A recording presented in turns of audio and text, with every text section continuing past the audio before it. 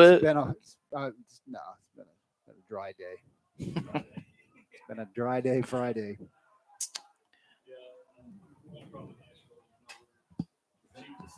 The 3-hour drive home where you lose an hour. So I've gone through the daylight savings change 3 times in 6 days now. So. You know that the per hotel room, the cost of staying in Nashville is more expensive than New York City because of the scarcity of hotels. It's nuts. We just got a deal of a lifetime at Opryland Hotel. Oh, really? My wife wanted to do that once, just to say we did. No, that's a phenomenal thing. It's unbelievable what they have. Put everything in there, fleeces you like a burger is going to be $25 at any other places. Let's see what Brent. Well, he is here, Daniel Hager. That's what he tweeted. The KSR guy, game of the week guy. His name's Daniel Hager. Are we ready? That's what he said. Welcome, everybody, to Bird's Nest Stadium, beautiful Georgetown, Kentucky. On Friday night, Veterans Day weekend, round 2 of the KHSAA Class 5A playoffs, and it is going to be, we think, a barn burner. 2 of the top 5 teams in 5A featured right here in the round of 16. Scott County 9-2, Cooper 9-2, coming down from Northern Kentucky. One of them, whoever survives, has a good chance to go to Kroger Field. Whoever doesn't, going to be going to the real Kroger to pick up some consolation donuts off the woohoo rack after this one because their season will be over. Cal Oaks along with Sam Sutton. Sam, what are your thoughts on this one as someone who's watched this Scott County team all year long rise to the occasion, especially against some opponents that maybe they felt were slighting them a little bit? Maybe there's an undercurrent of that tonight. Yeah, no doubt. I think Cooper definitely is coming in here very confident, as they should, Cal. You know, they have a lot of good talent, a lot of Division I talent on that team. As we were talking about earlier, you know, Isaiah Johnson, Cam O'Hara, Austin Alexander. There's multiple guys on that Cooper offense that could be playing on Saturdays, and Scott County might not have, you know, the SEC guys right now, but they have a heck of a high school football team. So, as you said, I think they might feel a little slighted, but they're ready to go, and you know they have that Scott County pride in them, and they're not going to let anyone come into their home field and slight them. We'll make it easy for you. The uniform numbers you need to watch for Cooper are 8, 13, 4, and 21. We'll go over them one by one. 8 is Cam O'Hara, sophomore quarterback. He is a UK target. He recently received an offer from the Wildcats, and when you hear his numbers, you'll know why. 39 touchdowns, 2,700 yards, 5 interceptions, again, as a sophomore. He started in this game last year. They played in the first round, did Scott County and Cooper. That one was 56-20 Cardinals, but we were impressed with O'Hara that night. He's done nothing to dispel that notion this season, only continued to get better and better and better. His top 2 receivers, one is number 13, Isaiah Johnson, put up some of the most gaudy numbers in the state at that position with 63 catches, 1,218 yards, and 20 touchdown receptions. The tight end, number 4, is Austin Alexander. On offense, 48 receptions, 823 yards, 12 touchdowns. On defense, 15 quarterback sacks. And the running back for Cooper, Keegan Marr, 117 carries, 844 yards, 13 touchdowns. We'll have the anthem, and then we'll talk a little bit more about what Scott County can do to deal with those skill players for Cooper.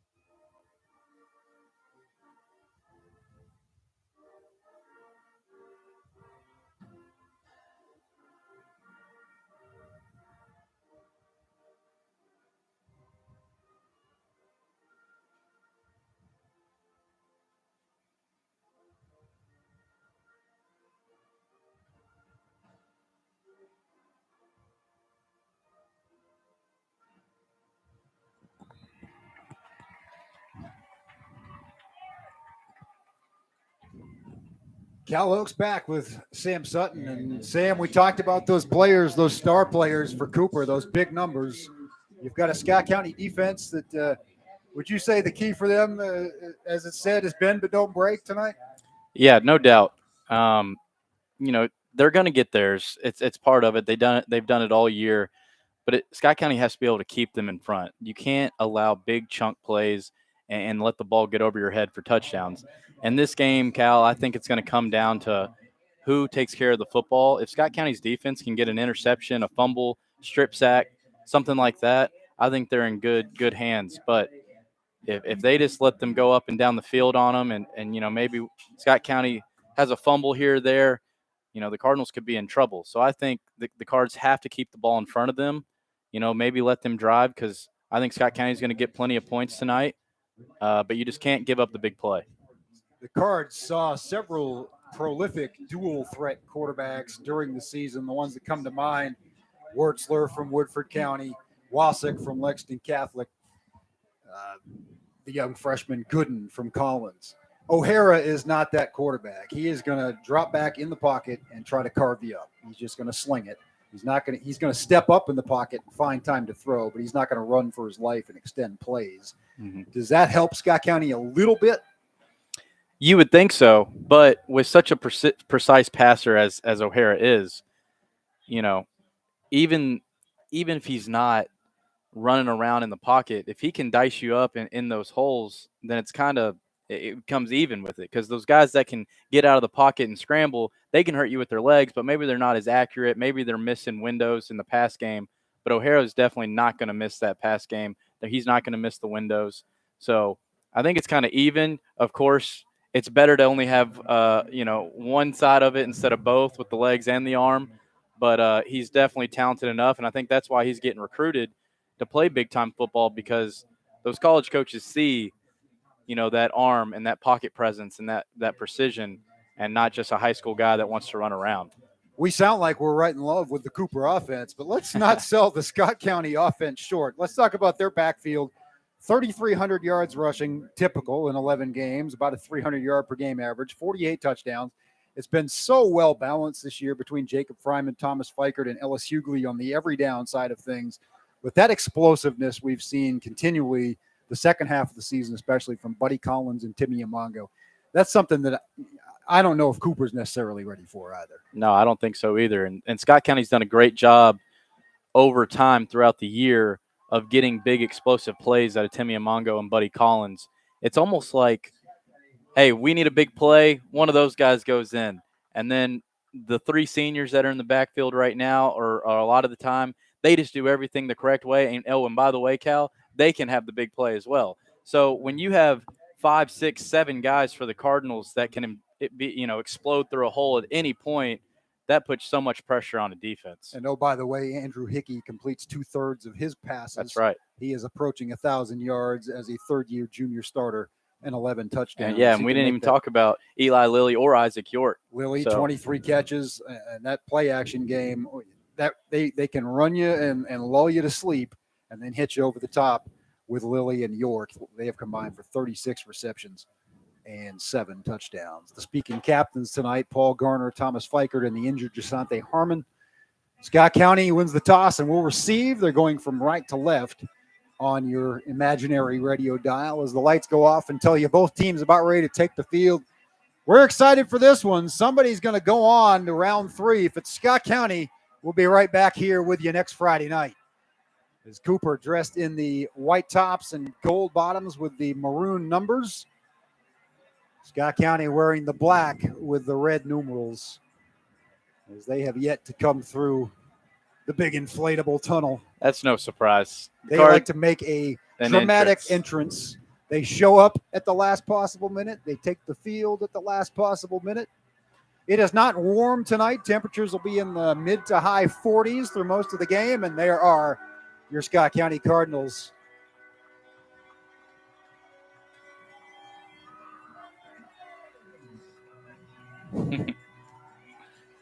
Gives you goosebumps. The train whistle, a little longer and a little louder tonight. We hope we hear it a lot. They put 56 points up on the board a year ago against this Cooper Jaguar team, but it's different defense. That defense has given up only 7 points in each of its last 3 wins. Now, granted, their district, they kind of rolled through most of their games the way Scott County did. The exception was Highlands, a 58-51 shootout won by the Bluebirds. That relegated Cooper to second place. They handled Collins easily a week ago. Got that one to a running clock at halftime, 42-0. Collins scored once, I believe, in the second half. Scott County coming off a 63-13 win over Connor. The Cougars came down here last week and just were no match defensively for this Scott County running game. And we saw 2 big plays early from Amongo in that one, a big kick return as well as a long touchdown run. As you just mentioned, Cal, special teams are going to be huge in this game. In tight games with 2 high-powered offenses, of course, who makes less mistakes on defense is a huge thing, but who can take advantage of the special teams? And I think Scott County has the advantage in that. Cardinals look supremely confident as they take the field. Collins and Amongo deep at the 5. Got something going on with the refs, making a couple guys go off the field. They weren't an equipment issue. We haven't seen that called all year. And second round of the playoffs, first kickoff, they're getting wardrobe malfunction. Getting on them.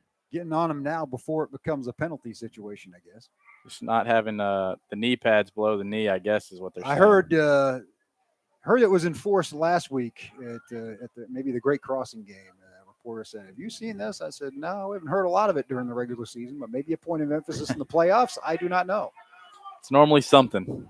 Keep those pants down below the knees, I guess, is what they're saying. Ball is in the air. They will kick it deep to Amongo at the 12. Timmy at the 30 breaks a tackle, 40-50, and he will try to cut back. He'll step out of bounds in Cooper territory. 2 Jaguars collided there. He was going to go the rest of the way if they hadn't blown it dead, but Scott County with a big return by Timmy Amongo of 40 yards to put them in business. Man, he's exciting. We got a flag down. I didn't even see that. Oh, I guess it's going to come back. There is laundry at the 27-yard line, and that will wipe out, apparently, the nice return. Yep, holding.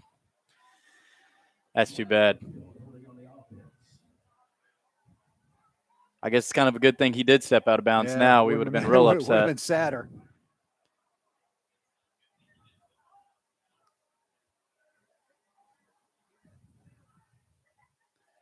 So wiped out by a hold, and the Cards will start inside their own 20 at the 17. Andrew Hickey, third-year junior starter, as we mentioned.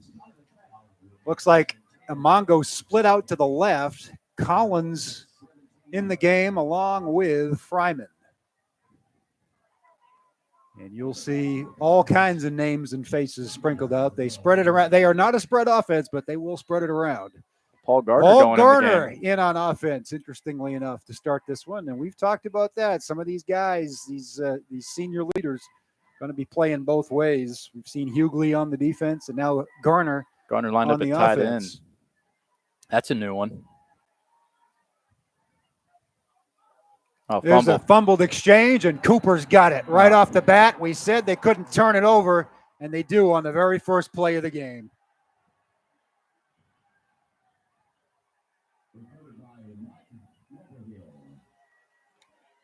That you cannot afford. Nope.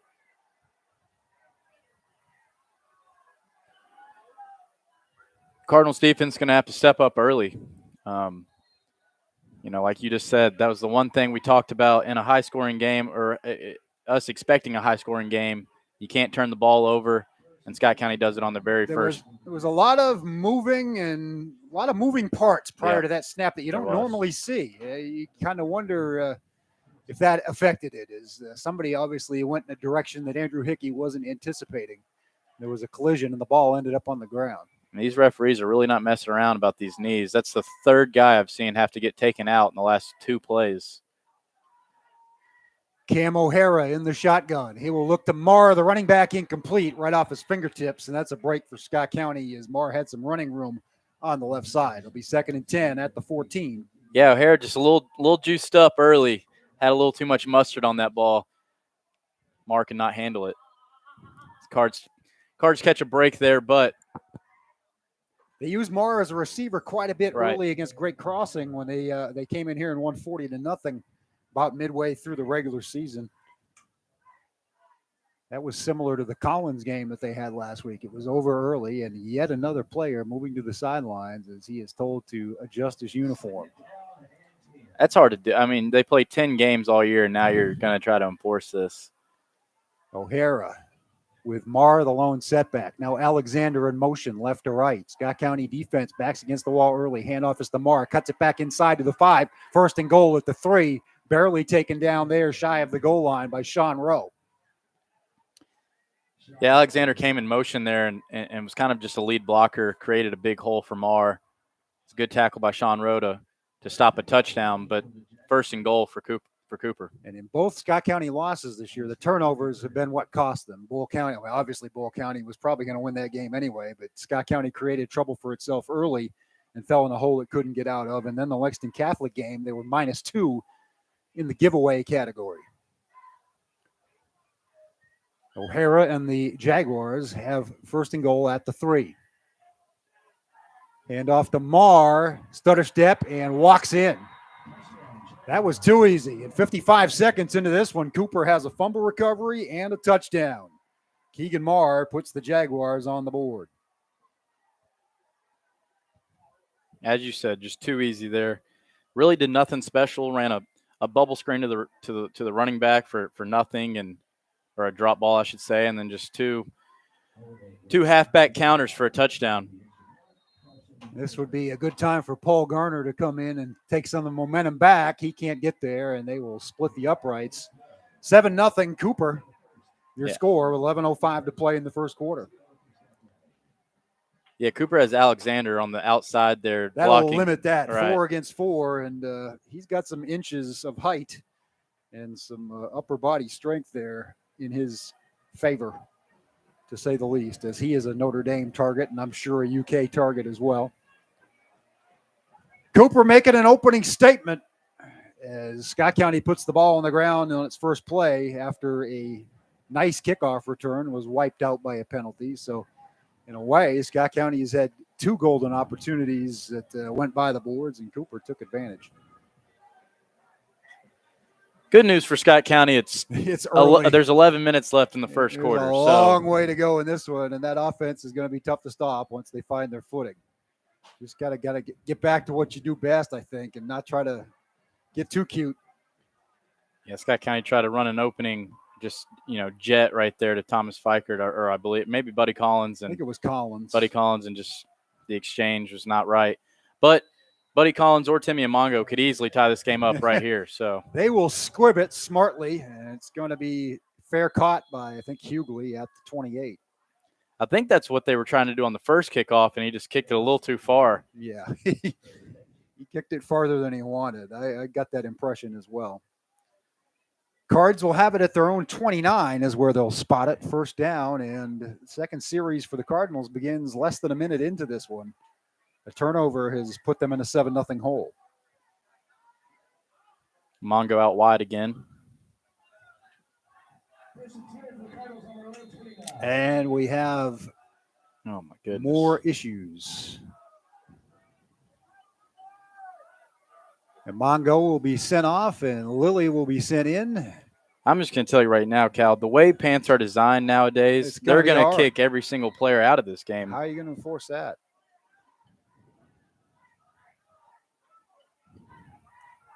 Fryman straight ahead, Bulls ahead for 2, maybe 3. Alexander comes out of the pile, looking like he made the tackle. It's more than likely, as he was the second leading tackler for the Jaguars. Yeah, Scott County goes right back to their bread and butter there to start this series.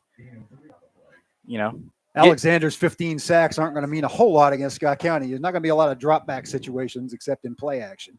Right, and when we do play action, they got to get rid of it. Here's the sweep to Fikert, tries to cut it back inside. Not much there as Cooper read it well. Stopped him after a gain of 1, maybe 2. It'll be 3rd and 6. Cooper did a good job bracketing that sweep right there. Their outside linebacker kind of just stood parallel to the sideline, just forced him in. and let the middle linebackers get to him. We asked the somewhat rhetorical question in the pregame, is Cooper's defense better than last year? So far, the answer is yes. They've had a takeaway. Some of that was self-inflicted by Scott County, but here, reading those two plays well to keep it to 3rd and 6 and a good down and distance situation for the defense.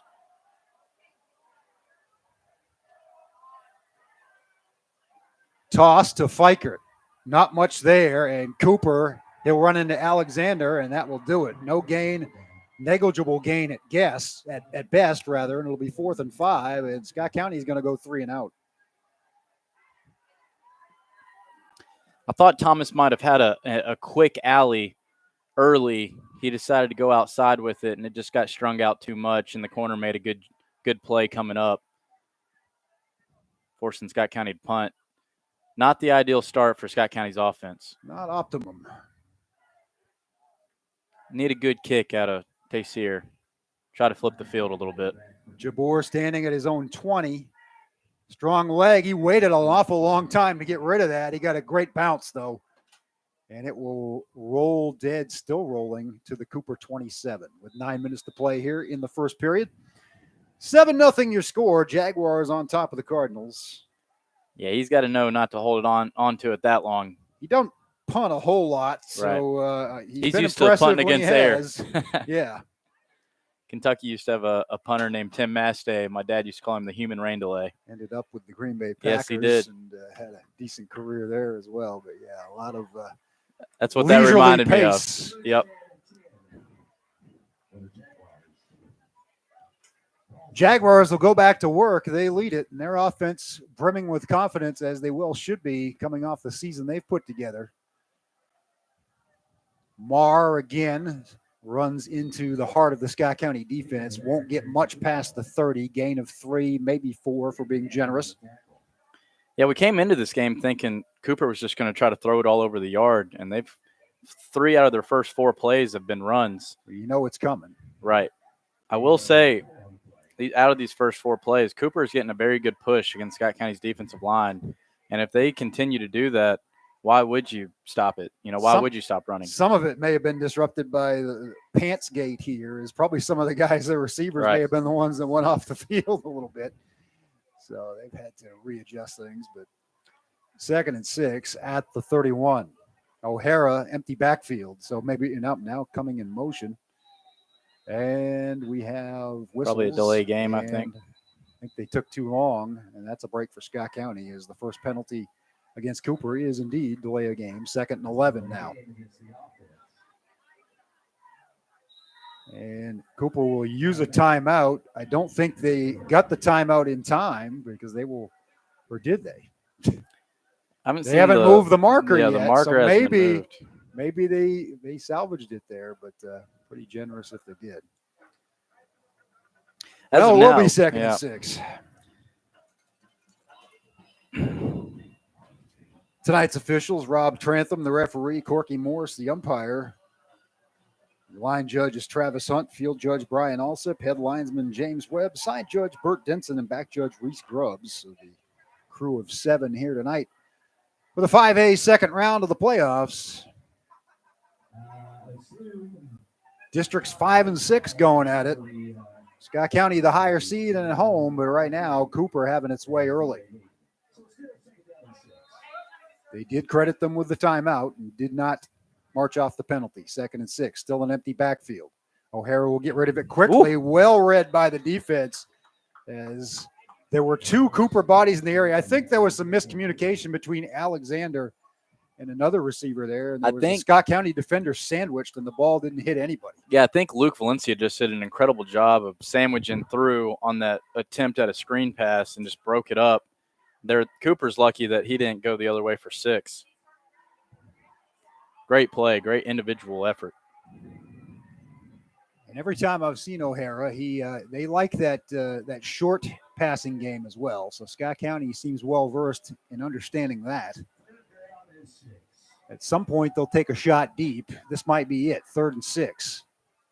O'Hara steps back, throws deep right, and there's a lot of contact. But the question is it going to be offensive or defensive interference? Buddy Collins got hooked up with Johnson. I'd have to imagine. They're going to say it's on Buddy, but I saw an arm bar from number 13 as well. So, yeah, no doubt. Coach Monty's given the referee an earful about it, but 9 times out of 10, they're going to call that on the defense. And Cooper knew exactly what they were doing. You know, it's 3rd and 6. Let's throw a quick little go route to our best receiver. Strength against strength. There's Buddy Collins with a D1 offer in the defensive backfield. Teams don't throw at Buddy a lot. They test him. They get the free play here, and it will be first down at midfield, or just shy of midfield. They'll mark it at the 46. That goes back to what we were talking about with O'Hara, just him knowing and understanding, hey, I'm going to put this ball where my guy can get it only. We're either going to catch it or it's probably going to be pass interference. So that was just a great ball, and there goes another Cooper receiver getting sent off. At some point, can we play the game? Right. And it's the same referee that's sending everyone out. I haven't seen one other referee send anybody out besides the one guy, and he's not even in the white hat, so that's odd. They'll hand it to Marr. He's got a lot of room up the middle, spinning toward the marker, and he will have another Cooper first down past the Scott County 44 to the 43. Yeah, Marr's just having so much room to run through that line right now. Scott County has to get some penetration, or they're just going to continue to do that all night. 11-yard gain for Keegan Marr, who has the only touchdown so far. 7:40 to play in the first quarter. Cooper leads at 7-0, and Scott County has not had an auspicious start on either side of the ball. Really in any phase, because they had a long kick return wiped out. Now Marr on a sweep. There's a flag coming in, and that's going to be a hold. Yep. As it was a pancake block that wasn't. Yeah, it's easy to pancake when you just drag a guy down. Yeah. That's exactly what happened. So you can block him, you can't tackle him, and it will go back 10 yards from the spot. And the bad thing for Cooper is he didn't have to do it. He was completely Marr away. Was on the other side of the field. Completely away from the play, but Scott County catches a break. Be 1st and 20, and it'll be back in Cooper territory at the 47.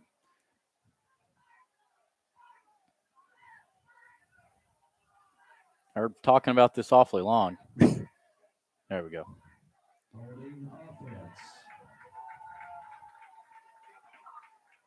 I hate when they conference up and just talk forever. Like, you threw the flag, you know what the penalty is. Don't try to talk yourself out of it. 10 yards from the spot, basically 10 yards straight up. It'll be 1st and 20, and O'Hara will stand back in the shotgun formation. Marr in the backfield. And this is where Scott County has to – they caught a break. Now you need to get a stop here. Coming after him, hitting O'Hara low and getting the sack is Luke Valencia. Yeah, Scott County did exactly what we just talked about. They finally brought some pressure, and O'Hara tried to spin out of it. Instead, he spun right into Luke Valencia and made a great ankle tackle for another huge loss. It's going to be 2nd and forever. We'll see if Coach Monty tries to drop back a little bit and keep it in front, or if he continues to try to bring some pressure and not let O'Hara just find gaps in the defense. There goes another Scott County player. We're just going to have to stop talking about it at some point. It's going to happen all night. It's absurd. Second and a mile, 28 to be exact. Marr, not much there. Stopped at the 40 as he ran into 3 or 4 black shirts. It's a good gang tackle. 3rd and a bundle.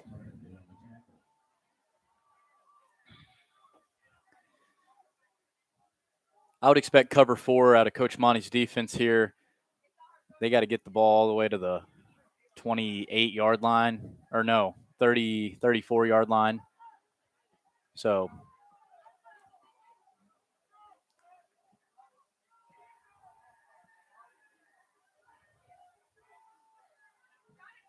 marked at the 39, so call it 3rd and 27 according to the scoreboard. I think that's right. They have to get to the Scott County 43. A little dump off to Marr. He's got some room left side. Oh, no. That could be a killer. No, they do stop him. They stopped him, but that's probably going to give Cooper an opportunity to go for it. Potentially 4-down territory as he gets to about, where are they going to mark it? Inside the Scott County 40. all the way up to the 38. So now it's 4th and 5 from 3rd and 27. And that's what you just couldn't have happen. I mean, it's 3rd and forever. Let them catch in front, which they threw a sideways screen pass to the running back, and he gets all that room. But Scott County's got to do a better job of rallying to the ball there and forcing a punt. Big play in the game here. The Scott County crowd a little stunned right now, or a little cold, but they need to get into it. It's 4th and 5. 5:36 to go, first quarter. Cooper on top, 7-0. Empty backfield. O'Hara throws it complete, first down. Thought there was some movement on the left side of the line from Cooper. He tried to get Scott County to jump, and he throws to Alexander on the Cooper sideline, and Cooper digs out of it. Yeah, just a very simple 6-yard hitch right there for a first down, and Scott County's playing too far off the ball. Just a simple pitch and catch.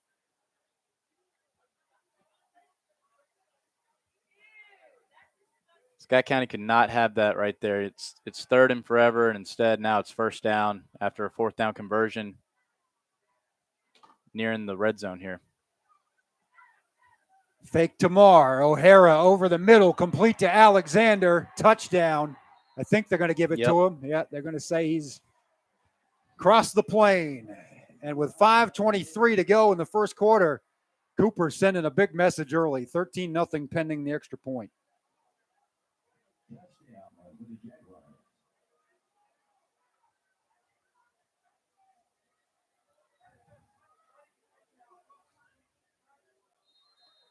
Long way to go, but Scott County has dug itself a 14-0 hole.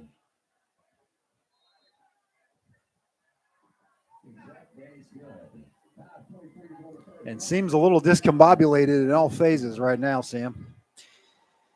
Yeah. When you get off to a start like that, it kind of puts you in a daze a little bit to where, you're kind of thinking, man, how did that just happen? And then 2 plays later, Cooper scores a touchdown. Then you're really in a hole. And then Scott County's offense goes 3 and out, which almost never happens. So then now that defense is put right back out there.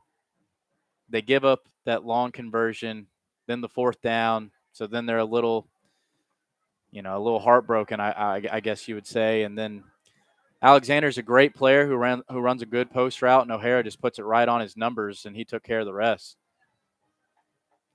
You can't play bad against great players because they'll make you look silly, and that's what Cooper's doing right now. And they're playing all the right tune right now. They're using all their interchangeable parts in ways that are keeping Scott County on their heels. They've already lost the advantage of receiving the opening kickoff. They're down 2 touchdowns, and Cooper's going to get an extra possession in the second half. So now's the time for Scott County's offense to get going if it's going to. A return by Dameron, who caught it at the 21 and returns it to the 38. So they again kick it short. Yeah, Scott County has great field position, and they've had good field position the last 2 possessions. So no excuse on that part. They just got to start playing Scott County football. Get right back into it. Run your offense. Get this to a 1-possession game. It's still the first quarter. You have so much time left in this game. If you go down and score right here, you give your team some confidence, and then you can play the rest of the game how you know how to play. Sweep to the left, nothing. Cooper's just all over it. Hughley swarmed after a modest gain of maybe a yard. Yeah, it hasn't been much, but we're seeing a lot of standing from Scott County's offensive line and lead blockers. Just a lot of turning around, watching the ball instead of blocking downfield, which usually isn't the case. Scott County's so great at blocking.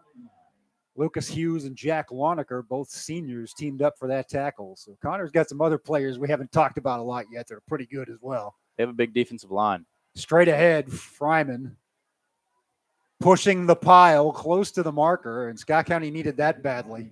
Yeah, that was a great tough run by Fryman. Just pushed 3 or 4 Cooper would-be tacklers to the 47. And that's what you need out of your senior leader from the fullback position. He's going to get the ball 20, 30 times a night. I'd say he needs to get it again here. 3rd and 1. I would expect so. You have 2 downs to get 1 yard. He will They were right on it, though, and he did not get the first down, at least from my vantage point. No, he's short a yard. Right back to the line of scrimmage.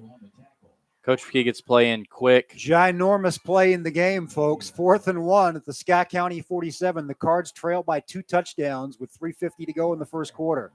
If they turn it over to Cooper here, I don't have a good feeling.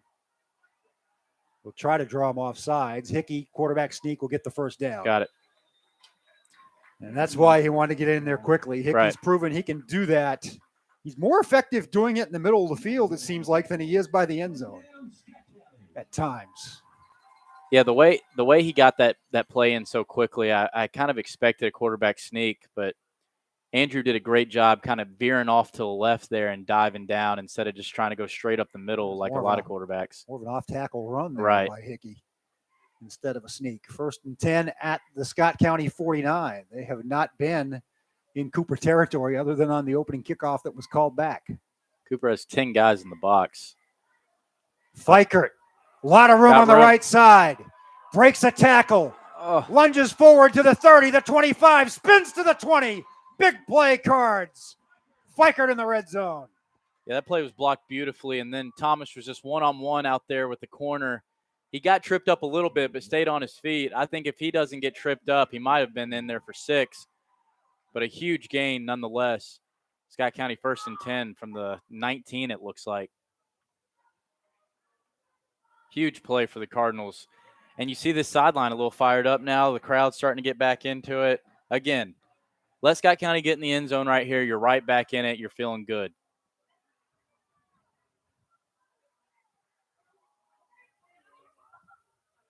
Straight ahead across the 15 to the 14, Fryman. Yeah, getting 5 on first down from Fryman. That's what you need. It's what you need. If you can start doing that, you're going to be hard to stop. Because then Cooper's going to be forced to take away something, and then the corners are open. 2nd and 5 at the Jaguars 14. 2 minutes to play first quarter. Again, straight ahead and just not much there. It's going to leave it 3rd and short after Fryman picks up another yard, maybe a yard and a half. So call it 3rd and a long 3. Yeah, the common theme I've noticed, Cal, I don't know about you, but when Scott County tries to come to the left side, Cooper's kind of stopping it. When they go to the right, they have a lot more room. Fikert had a lot of daylight out there that last time. And not just Fikert, but also Fryman. Both times he's gone to the right, he's gotten yards. When he's come to the left, not much. And that's because Alexander, and I can't tell who the tackle is there, but both of those guys are there, and those are their best 2 defensive players. Hickey going with a long count, and now he's going to have to call a timeout as Cooper didn't bite. 3rd and 4. The Cooper 13, 1:15 to play in this first quarter. Scott County trying to get on the board. They're trailing. Number 10.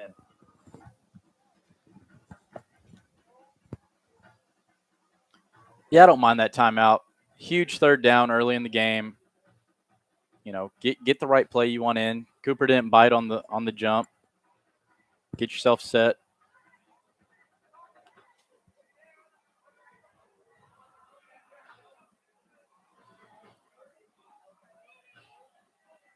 Obviously, Scott County is going to go for it on 4th down. So you got 2 downs, get 4 yards for the Cardinals. They've gone for it once already on this drive, shy of midfield, and Hickey was able to extend this series. Fikert on the very next play went 32 yards. I'd expect Scott County to go to the right here. The ball will be snapped right in the middle of the field from the 13. I think we've got all the pants squared away at this point. Knock on wood. Well, Alexander's now switched over to the right, so I don't know how much that will help. I don't know if I'd go in that direction. A lot of movement from both sides there. Scott County got. It will be a first down if it stands, but we'll see who gets penalized as Hughley gets to the 6. It's one of those rare times I truly have no idea which team they're calling. Both sides moved. Right. It was right at the snap as well. Got an eerie feeling it's going to go against Scott County the way they're gesticulating. Nope, they're going to say it's a crackback block. Oh, a chop block. Wow. Wow, That's big. A killer. That's a killer. It always seems that gets called in the worst moments. Mm-hmm.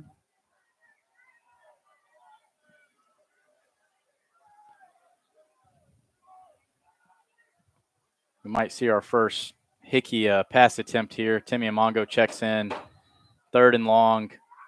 Problem is, I like to see that first pass attempt when the offense is going well and Right. it's not a situation where they might be seeing it coming. Marked back at the 22, so double sticks here, 3rd and 13. They have to get to the 9. I like bringing Timmy in, though. Get the ball to your best player and at least your most explosive one as of late. We mentioned his 71-yard run last week and 94-yard kick return, both for touchdowns. He's in at halfback, no, he's in at receiver. He's just in real tight. Fikert in motion. They Reverse. will fake the toss and come back this way with Amongo. Breaks the tackle, down past the 10, past the 5, to the 2-yard line. 1st and goal, Cardinals. Just what we said. You got to get the ball to your best playmaker, and that's exactly what they did on the reverse toss. 2 players got tangled up, and one from Scott County is still down. It's not good. It looks like an offensive lineman. It is a lineman. But it honestly, Cal, didn't look like there was much there, and Timmy made a great cut through the middle, and then the speed just took over after that. Cooper did a great job tripping him up at the 2-yard line. Hopefully this injury isn't very serious. Yeah, he's already getting up. Maybe just the wind knocked out of him, hopefully. Looked like they were almost hooked up. Like right. Their face masks or something got tangled up. Yeah, he's walking off the field under his own power. It looks like Christian Rodriguez. Yeah. C-Rod. That'd be a terrible one. That'd be. It looks like he's trying to stay in, but I think he has to come out of play. I think he has to for one play. Yeah, he does. He's kind of holding his ribs, not ribs, but around his stomach. My guess is he probably just got the wind knocked out of him. Or something. Or, yeah. Something in that vicinity. Right. But yeah,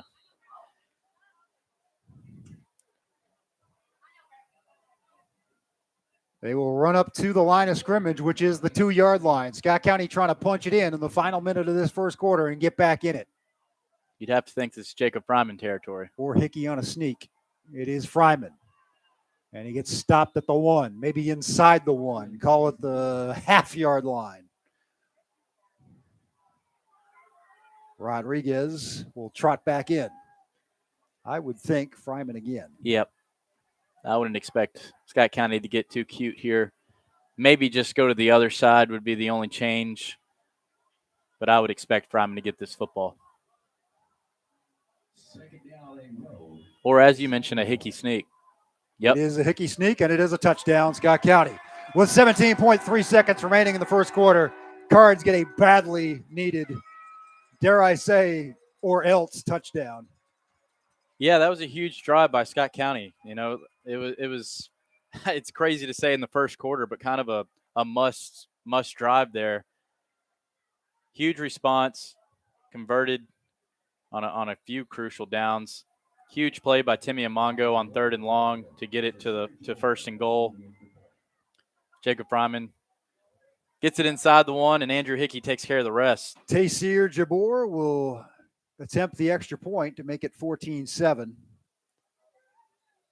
Oh, he might have missed that. No, got it. He knocked it through. It sounded a little hollow. It's a little cold down there tonight. Sorry for thinking out loud there. I thought he pushed it a little bit, but he snuck it in that guessing. Right one. I thought I had jinxed him by already tweeting the score as 14-7. He snuck it in the right upright, but it doesn't say. They don't ask how, they ask how many. Right. And the answer is 7 for Scott County on that drive to cut the deficit in half. And now Taysir will kick off. Still not at the end of the first quarter. No. And this Cooper offense, they had to have one drive where Scott County's defense bailed them out a little bit on 3rd and 28. The other one was a gift. It was a turnover inside Scott County's 20 on the very first play of this game. So we haven't seen Cooper's offense at the top of its game yet either, and yet the Jaguars are on top here early. We thought it would be high scoring. I think we're headed in that direction. We're headed there. A little bit of a nickel and dime for Scott County there on that drive. There was the one explosion by Fikert. Jabor will kick it deep, not as deep as usual, and Scott County will stop it at the 30. Antonio Fry on the stop. Yeah, Jaguars will go back to work. He had a running start on that. That was a great play by Antonio Fry, because if he doesn't get him, there was a seam down the sideline. 12.8 seconds left here in the first quarter. It's a huge drive, I think, for Scott County's defense, because you don't want to be chasing touchdowns throughout this game. You would like At some point, you got to get a stop and go for that tying touchdown. Right.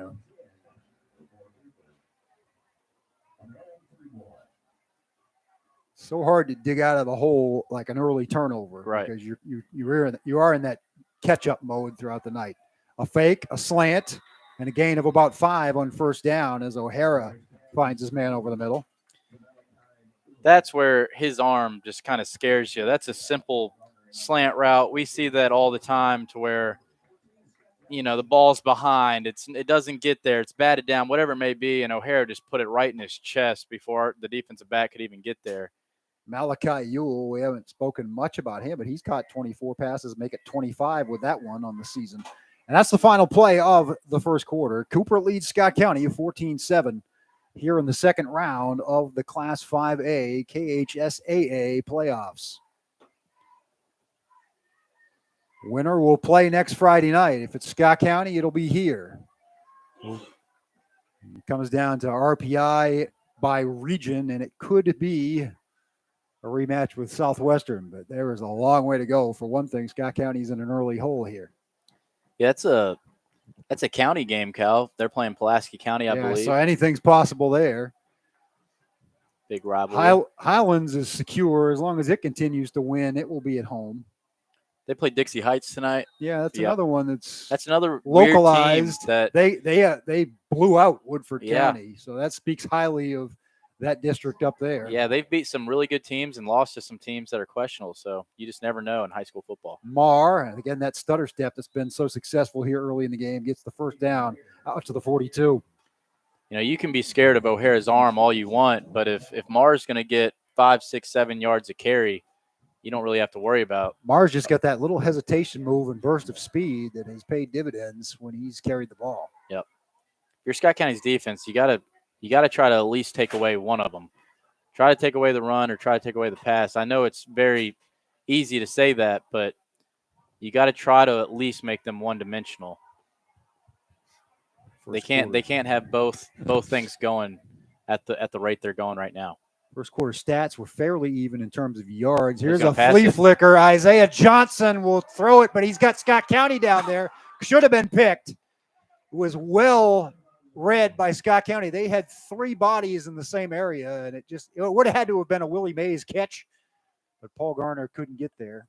It was actually who was Paul. Paul was in center field. Timmy Amongo stuck his hands out. Timmy was back to be there Willie as Mays, well. and it went right off his hands. It would have been an incredible catch, but it was actually a reverse to Isaiah Johnson, and O'Hara kind of just stepped up to try to be his lead blocker, and he threw that ball. It was a pretty ball, just overthrew him. Yeah, Johnson put some mustard. Oh, and they're going to call a late hit on Scott County. Unbelievable.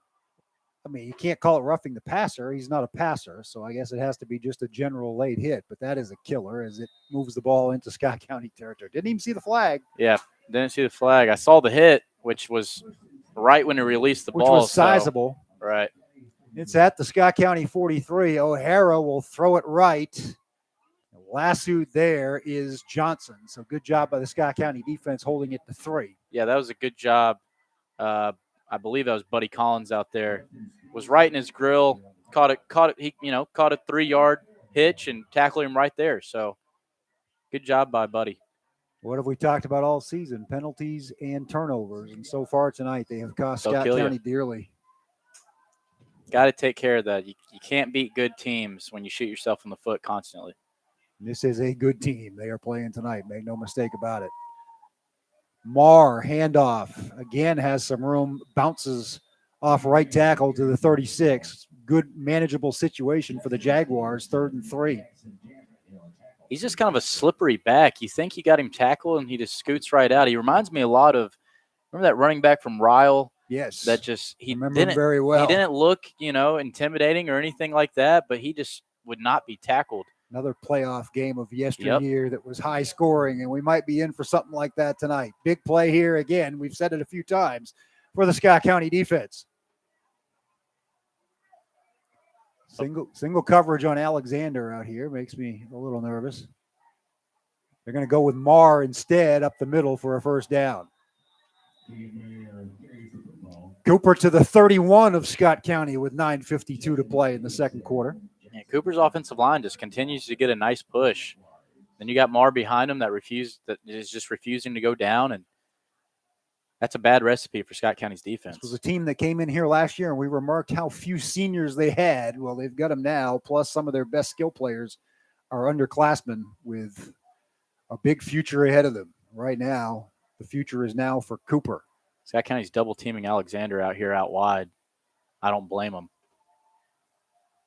It's like they got a flood to the right. O'Hara looked that way, has all day to throw. Now he's going to scramble, makes two men miss inside the 25, still on his feet. And it's going to be another third and very short situation as we kind of downplayed O'Hara's mobility, but he showed how nimble he is there and making something out of nothing. Yeah, Scott County had an opportunity to tackle him for probably a 2-yard gain. He made a good move and a whiff, and then after that, it was just off to the races. It's actually going to be 2nd and 1. That's right. It was first down after that last carry by Marr. Ball on the 22. So you can do just about anything you want here if you're Cooper, and they're just going to hand it off again to Marr. Why not? As he will push to the 15.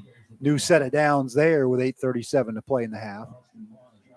It's been the Keegan Marr show tonight so far for Cooper with all the people we talked about in the pregame. He was one of them, but he was kind of the last one. Yes, he was. Yeah, we expected a high throwing attack, spread offense, and they really just tried to run it down Scott County's throat tonight. This is very much a November style of play from Cooper, and so far so good if you're the Jaguars. Now we have whistles and a timeout on the field. Monty McIntyre will talk it over with his defense. Mentioned first quarter stats came in while we have a little break in the action here. Marr in the first quarter had 5 carries for 32 yards. We know he's padded that here early in this second period. O'Hara threw it 6 times, completed 4 for 67 yards, including a touchdown to Austin Alexander.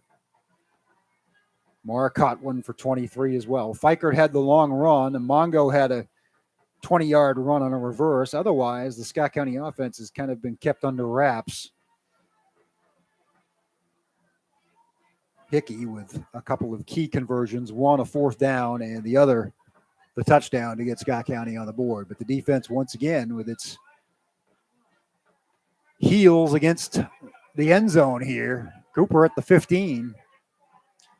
Yeah, Scott County has to get a big stop here. At least try to force them to a field goal if they can. Certainly in field goal range, and I would imagine when you get to this point in the season, everybody seems to have a good kicker.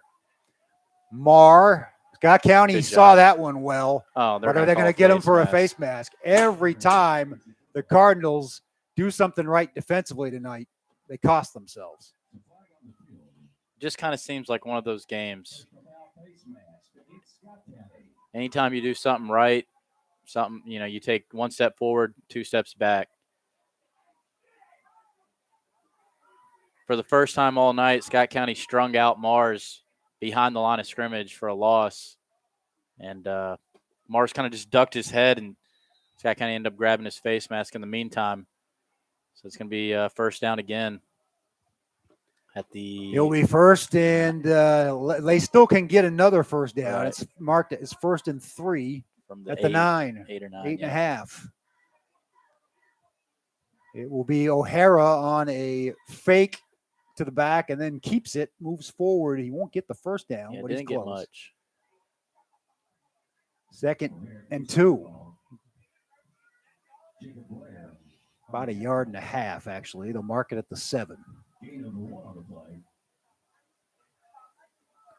Cooper's got to be dangerous throwing the ball down the end zone with a big target like Alexander. He split out to the left against Mongo. Yeah, one-on-one coverage. Going to run it again. Yep, it's going to be O'Hara on a keeper. He handed to Marr, and with all the work that Marr has done tonight, Scott County didn't see that coming, even though they saw it on the very previous play.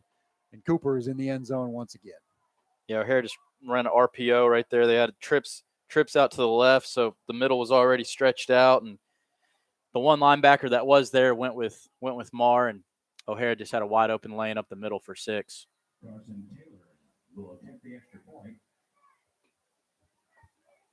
Taylor for the PAT with 7:18 remaining in the second quarter. It is good, and Cooper pushes the lead back to 2 touchdowns at 21-7.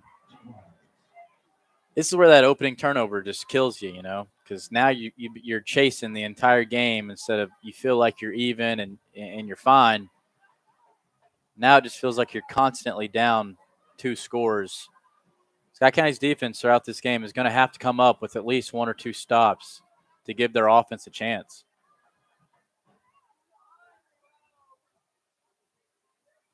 SC will get the ball back and a chance to keep that offense going after scoring finally on its last drive. Right, because the way it's going right now, it doesn't look like Cooper's offense is slowing down anytime soon. No, indeed. They have not stopped him yet. It's been 3 very different drives. One a short one after a takeaway, and another one kind of a long third down conversion situation. And this one was just nickel and dime, take what the defense gives you, and O'Hara finishing it with a 7-yard run. They were able to drain a good 5 minutes off the clock. And that's got to be effective, too, if you're playing against a team like Scott County. As you know, they like to do that. See if Mongo scoots up. They're going to kick it. He does. Semi-deep. Looks like Buddy Has Collins. to run in to get it at the 22, does Collins, and Cooper did a good job covering it. They'll stop him shy of the 30. That's where Scott County will go back to work with 7:12 to go in the half. Yeah, kind of confused Scott County on that. They've been kicking it kind of coffin corner style to the right, and he kicked it all the way to the opposite side of the field. Didn't look like Scott County was really prepared for that. But still, Scott County has good position, about the 27-yard line, 28-yard line, it looks like. So they're on the right hash mark. They haven't had much success going left, but if they're ever going to do it, now would be the time. Fryman in the backfield. Looks like along with Fikert. Cooper has a pretty big defensive line. We haven't really Yes, mentioned it, but those are some big boys over there. See why they've been getting pushes. Hughley in motion. They'll give it to Fryman. A lot of room up the middle. He dives to the 36. Good gain on first down. It'll be 2nd and 3. And Scott County's just got to keep doing that. You got to play your offense. There's plenty of time in this game. Hasn't had much success running straight up the middle, right, plowing like he usually does, but he kind of saw a little seam to the right there and just burst through it. Scott County's time will come. Continue to run your offense, and then that play action will be there later in the game. Hughley in motion again, and it was another scary situation. On his feet, second effort will get the first down. I thought the handoff was going to be botched late, again, and it was frighteningly reminiscent of the first play of this game. But Hughley took it to the 46. Exactly what you said. That was exactly what the first play of the game was, except Buddy Collins was just already past Hickey, and he continued to try to hand it off and just ended up hitting him off the back with it. But Scott County playing catch-up here, down 21-7, 6:20 to play in the half. Nobody's out here guarding Eli Lilly. Let's see if all alone now. Somebody finally came over. Hickey looks that way. He will throw it. Cooper recovers and makes an unbelievable interception. And Lilly is mad at himself for kind of motioning there, I think, as he is still down on the turf, kind of on one knee. But you just got to give Cooper a call. Just an unbelievable play there. Yeah, number 2 for Cooper made just an incredible play. Isaac Brown. Yeah. It was the right call by Lilly and the right call by Hickey to kind of audible there. Hickey kind of just snapped it a tad too late, and Brown had already been on his way over there to cover him and just made an unbelievable play. He turned into the receiver on that play and just made a great play on the sideline. Terrible break for Scott County. Cooper with a chance here to really break it open now. Well, it's closing in on O'Hara, though, and a sack. Extremely timely. Needed it. Gaines, we don't call his name much, but he gets the stop there. Number 90. Big body in the heart of that defense.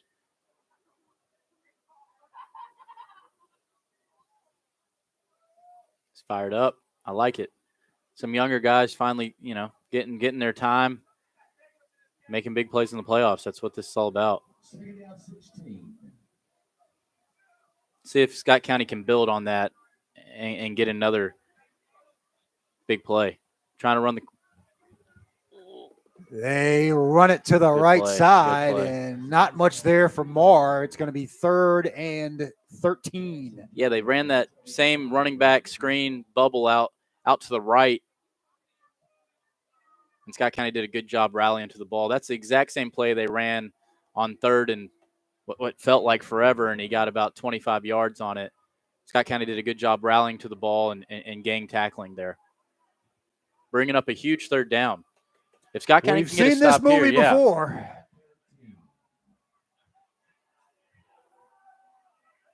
You never want to say a must stop this early in the game, but it would definitely be crucial.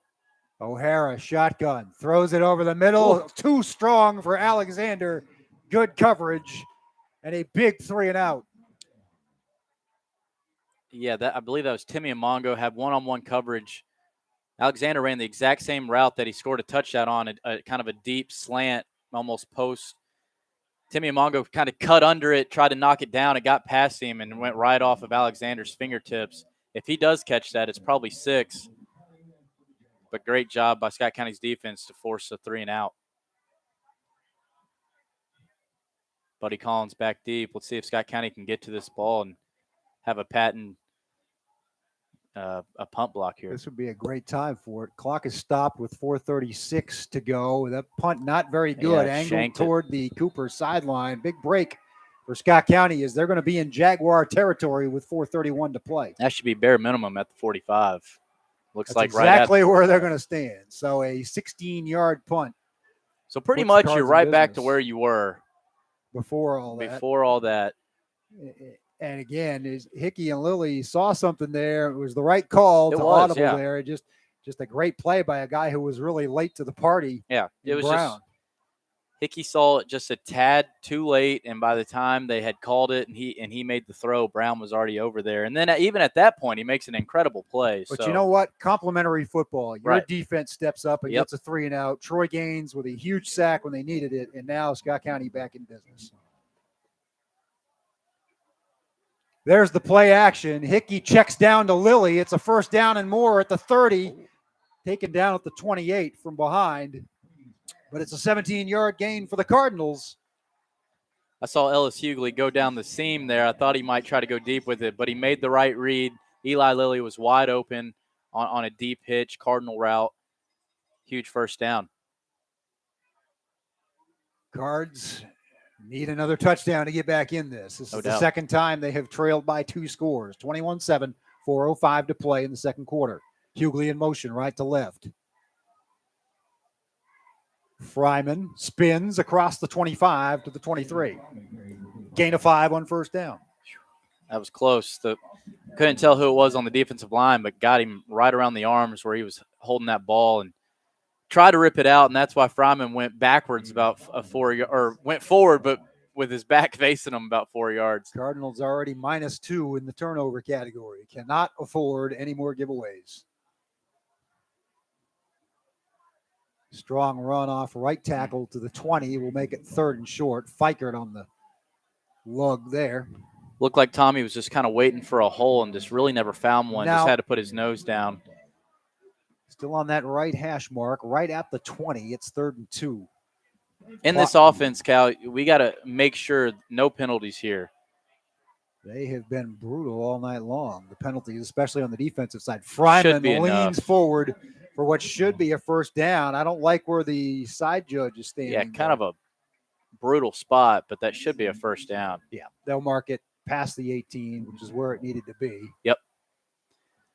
The far side judge gave a better spot than the guy on our sideline. You never really see that. Scott County in the red zone under 3 minutes. I would love to use up as much of this time as humanly possible. Yes, you would. But you also don't want to get yourself in a spot to where you're rushing this offense. So I like the pace they're going at. They run the counter. Fikert stopped and tried to cut it back to the left and lost yardage. 1, maybe 2, back to the 20. That was just late to develop, and Cooper was all over it. Yeah, Cooper did a good job staying home on the misdirection. And again, you're running to the short side of the field. Yep. As we mentioned, Cooper just has a lot of long, big bodies on that defense.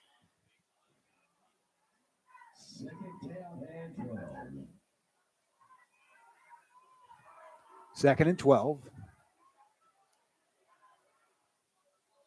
And there was movement on both sides again, but guess who they're going to get? Second and 17 from the 25. We just said we couldn't have any penalties on this drive, and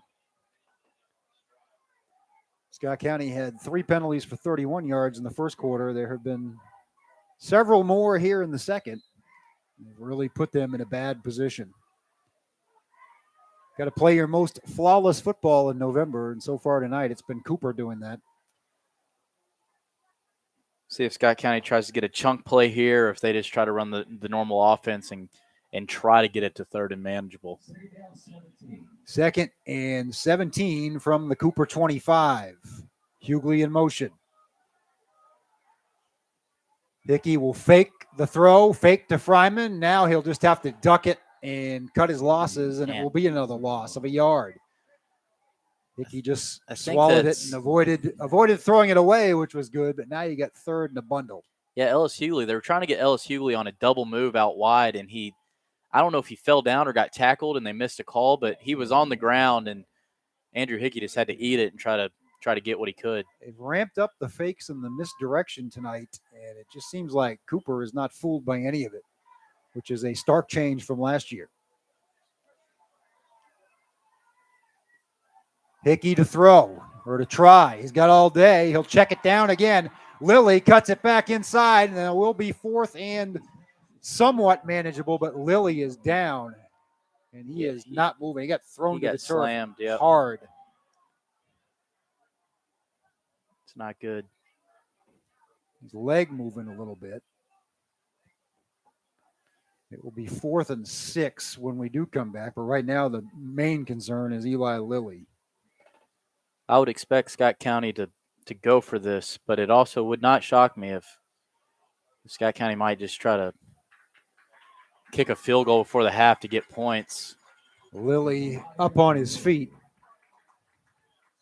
Yeah, you have Taysir Jabbour, who's pretty reliable. It will be a 30-yard field goal from there. Yeah. Are you?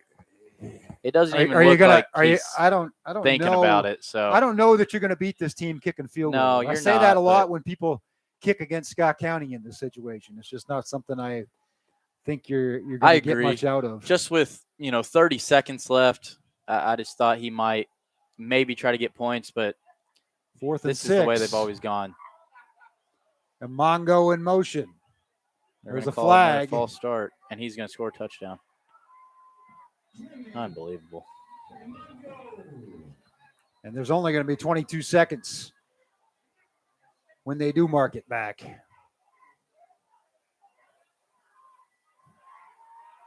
Unbelievable.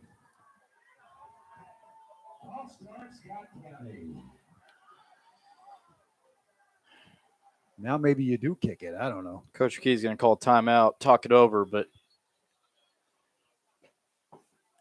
every time Timmy Mongo's touched the ball, it's been explosive, and he bailed Scott County's offense out again right there with a huge first down. He got tackled again around the 2-yard line, and then it gets called back for a false start. So now you're kind of put in no man's land. It's going to be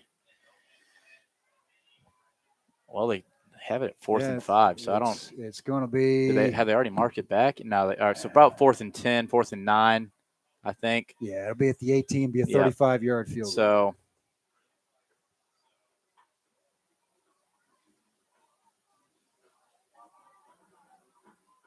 but with the amount of time that's left, with only 22 seconds, maybe you just try to get a ball in the end zone, give Timmy Amongo, Eli Lilly, Isaac York, somebody like that, an opportunity to go up and score. I don't And know if we're going to have Lilly available right now. Well, that's also true. Yep. And if you don't get it, then Cooper will have the ball with less than 20 seconds on their own 20-yard line. So we'll see what Jim McKee and the Scott County offense come up with here. I don't see any sign that they're going to kick. Scott County's also out of timeouts, so that's big to remember. So you got to throw it along the sideline at the very least. Cooper's getting fired up. He brought a very, very big crowd down from Northern Kentucky. And McKee will call a timeout. I don't know if he has one. I don't think he has one. What's he signaling to the official here? I'm not. Oh, the clock was running before the play started. Okay. It was at 22.2. It's ticked down to 18.8. Yeah, I don't know why. Maybe the referee just forgot about it and rung the clock, but I don't know why else that would have been going straight out of the timeout.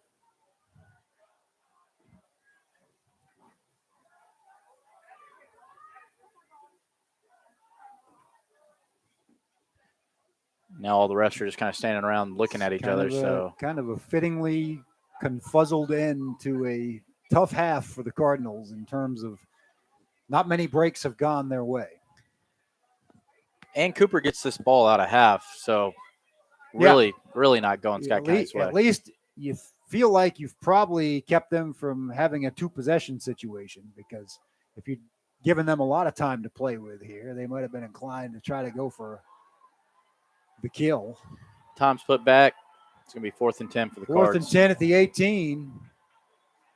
All kinds of motion again. All kinds of movement. No flag. Hickey timing pattern to York. Did he grab it? Incomplete. Incomplete. Broken up by Cooper.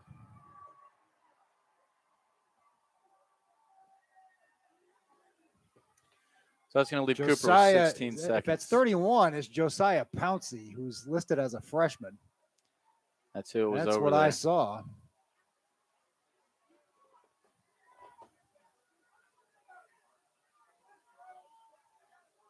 That was a pretty good ball. Maybe just a tad too much to the sideline, but he did give York a chance, and just a great defensive play breaking it up. Cooper's just going to take a knee, go to half. They know they've got the possession coming out of the half, and they have a 2-score lead. It has been all Cooper. And the Jaguars and their faithful are fired up, and rightfully so. We'll look at some out-of-town scores and speculate about what Scott County might be able to do to get back into this, other than stop committing penalties that cost itself dearly. We'll have some halftime stats.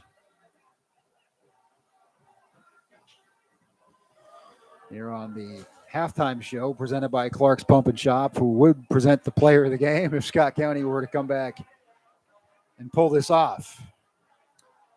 Yeah, tough half for the Cardinals all the way around.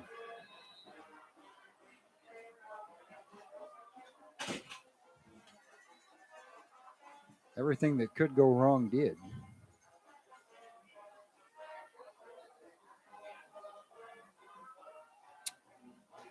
Frederick Douglass is going to advance in the 6A playoffs. They have a running clock on Madison Central, 43-7. North Laurel in a 5A playoff game, up 14-6 at the half on Madison Southern.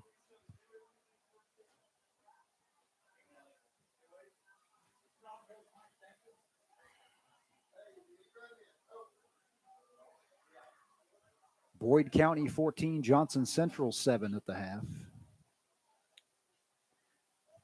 Ryan Station's killing Tate's Creek right now. Trinity up 35-7 on X with 6:42 to go in the third. That one is surprising, at least the margin. The game is at Trinity. First time they've played at one of their schools in a while, out besides the COVID year. Usually that's normally at Cardinal Stadium. Indeed. That stadium was a little busy last night. There's Brian Hudson and U of L coming back to beat UVA. Yeah, unbelievable. Ryle 28-7 over Bullitt East in the 6A playoffs. We mentioned Ryle handed Cooper one of its 2 losses this year, 28-10. In the 5A playoffs, and this one is going to hurt Scott County even more if it holds, if both these scores hold. Owensboro 19, South Warren 0. Wow. 9:49 to go in the second.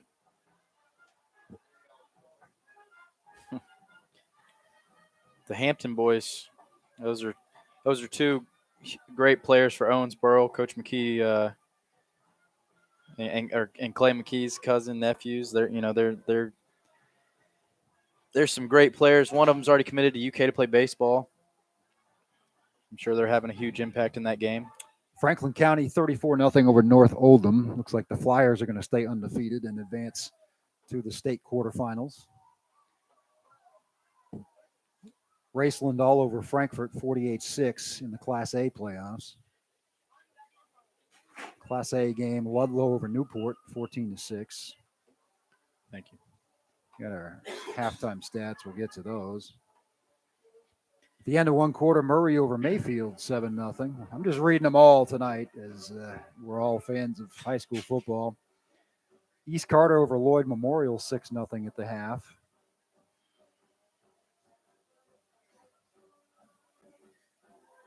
College basketball score of interest with 6:17 to play. UK over Texas A&M Commerce 68-54. Yeah, I heard we didn't get off to a great start in that one. And Chattanooga is up 18 over Louisville with 11:28 left. Love to hear that. Back to football, McCracken County 21, Henderson County 7. First quarter there. Franklin Simpson and Union County tied at 7. Covcath over Blazer 21-14. That's in a 4A matchup at the half. So Covcath getting pushed there.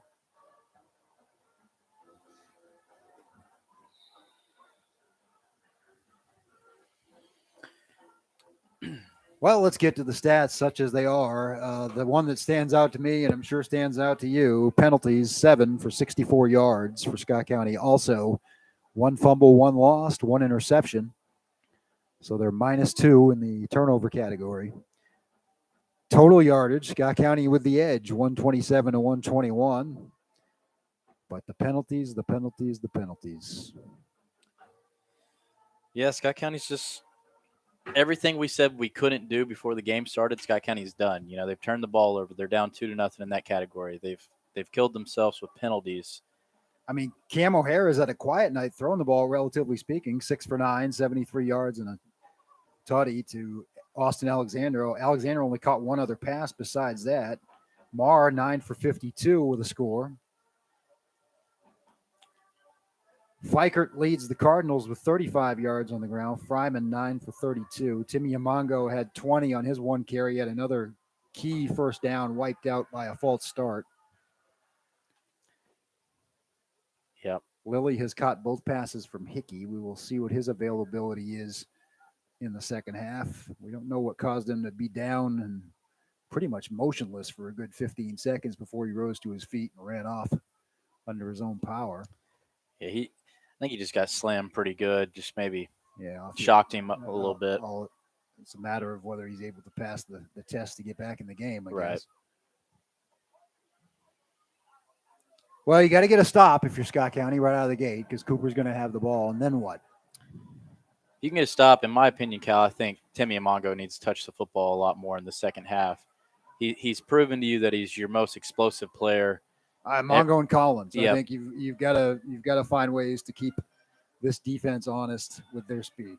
And you know, both times he's touched the football, I guess times he's touched the football. Good things have happened. Great things have happened. One of them got brought back because of a penalty, but you know, it's win or go home. You know, so you can't really say, well, he's playing defense. We got to rest him for that. You know, you got to have offense right now, and I think he needs to touch the ball a lot more in the second half. And then, you know, it really just comes down to defense. Can they get stops? Like we mentioned earlier in the game, can Scott County take away, one or the other, pass or the run for Cooper? Because right now they're kind of doing both when they want to. Mar's been just having an incredible game, and that offensive line for Cooper has just been mowing lanes for him. Scott County's got to get more pressure back there. They got to bring an extra guy, put him in the box, because they're so worried about Alexander out there that they're kind of clamping him. So that means two guys are out there on Alexander. At this point, you almost got to tell Timmy or Buddy, hey, it's you and him. You got to win the battle because we got to have this extra man in the box because they're killing us on the run. But like you said, Scott County's got to come out. They got to get a stop. If you go down 28-7, it's going to be a long road back. But if you can come out and get a quick stop, you go down and score. Again, you got pretty much two quarters, down 7. And that's right in Scott County's wheelhouse. They'll have old Uncle Mo out there. And then this second half can be completely different. We've been up here a few different times with Scott County coming back in the second half. Last year against Bryan Station, they were down 20-0 at the half and won 21-20. And we've been on the other side of it to where last year against Southwestern, felt like we dominated that whole game for the most part, and Southwestern just got on a roll very late and ended up winning that game by 1 point. So, speaking of Southwestern, I was looking for that score. I see no evidence of it anywhere. That's weird. I can't. I do a search for Southwestern and Pulaski on X, and it's like nobody's there. So we've seen it both sides for Scott County. So and it's high school football. Anything can happen. Scott County had probably the worst half of football that they could possibly have, and you're down 2 scores. So the one I cling to is the Bryan Station game from a couple of years ago, where it was 20-0, and we had came all the way back. It was completely unmanageable. So as bad as our first half was, who says Cooper can't have the exact same half that we just did? They kind of played a flawless first half, make an incredible interception. First play of the game, you get a fumble recovery. You score pretty much every time you have the football. Not much went wrong for them. If Scott County can just interrupt that a little bit and just play normal Scott County football, they should have a very good chance in the second half to bare minimum make it a 1-score game, going down late. Yeah, at least put them on the ropes and right. give this crowd something to cheer about. Maybe get some, as you said, momentum and some energy back in this stadium. Obviously, you want to be hopeful and wishful and say, come out here and get a fumble or a pick, and obviously that would be incredible. But if you can just simply get a stop, force them to punt the football, then you give probably what your best special teams unit is, blocking punts, and then, hey, if we don't get it, we got Buddy Collins back there to return it. You're probably going to get good field position, and then you can go down there and march and run your offense with good field position. So I think a lot of this whole second half, this whole game really comes down to straight out of the locker room. What does Scott County do on defense on this very first drive? Do they make an adjustment? The first time they were put in a position being down 21-7 as a defense, they got the nice sack by Troy Gaines and a 3-and-out. Yeah, that was they've got to replicate that again somehow. And I think that's the key against this offense for Cooper is you got to get them behind the chains. They did it early. And they kind of conceded. They just threw a bubble pass to the running back on 3rd and 30, and we just didn't tackle. So I'm off the hook. And then they did it again. That was the exact same play they ran after the Troy Gaines sack, and we did rally to the ball. So then it was 3rd and 13 instead of 3rd and 2, and now Cooper has to drop back and try to go downfield. And Scott County got a great stop. Mm-hmm. But if you allow them to, Scott County's so used to being 2nd and 5, 2nd and 4, 2nd and 3. If you allow Cooper to do that with that passing attack, it's going to be a long night. And Scott County's been doing that on defense. They just have so many options. Right. So, again, you have to try to take away the run in the second half and just live or die by it, I guess. But you can't allow them to do both. This game, the very first 2 plays kind of put things in the wrong direction for SC. Timmy Amongo returned the opening kickoff for what appeared to be a gain to the Cooper 48. It was wiped out by, a penalty. We've seen 6 more since then. On the very next play, a botched exchange, ball on the ground, recovered by Cooper at the 15-yard line, and they went in and scored on a 3-yard run by Keegan Marr Only 55 seconds into the game, Carson Taylor's kick made it 7-0, capping a drive of only 3 plays in 42 seconds. Cooper padded that lead to 14-0 at the 5:23 mark. Austin Alexander, a 26-yard pass from Cam O'Hara. Again, after that little play to Marr, got them out of the third down hole. Taylor's kick made it 14-0. 17 seconds left in the period. Scott County finally got on the board, I should say, to cut it to 14-7. Quarterback sneak by Andrew Hickey. The key play there, the reverse by a Mongo to get it inside the 5. Cooper stormed right back down the field with 7:18 to play, capping a 10-play, 69-yard, 4-minute and 55-second drive. O'Hara on the run-pass option play, 7 yards, basically untouched to the end zone, and that made it where we stand right now. Cooper 21, Scott County 7. The thing is, Cal, I honestly don't think Scott County's offense played that bad. You had the freak pick where, just I mean, that tough was luck, just trying to make a and play. then you had the botch very first play. But outside of that, I mean, they did have the 3 and out, but it's not like Scott County did anything on that drive to cause it. Cooper just had a great defensive series.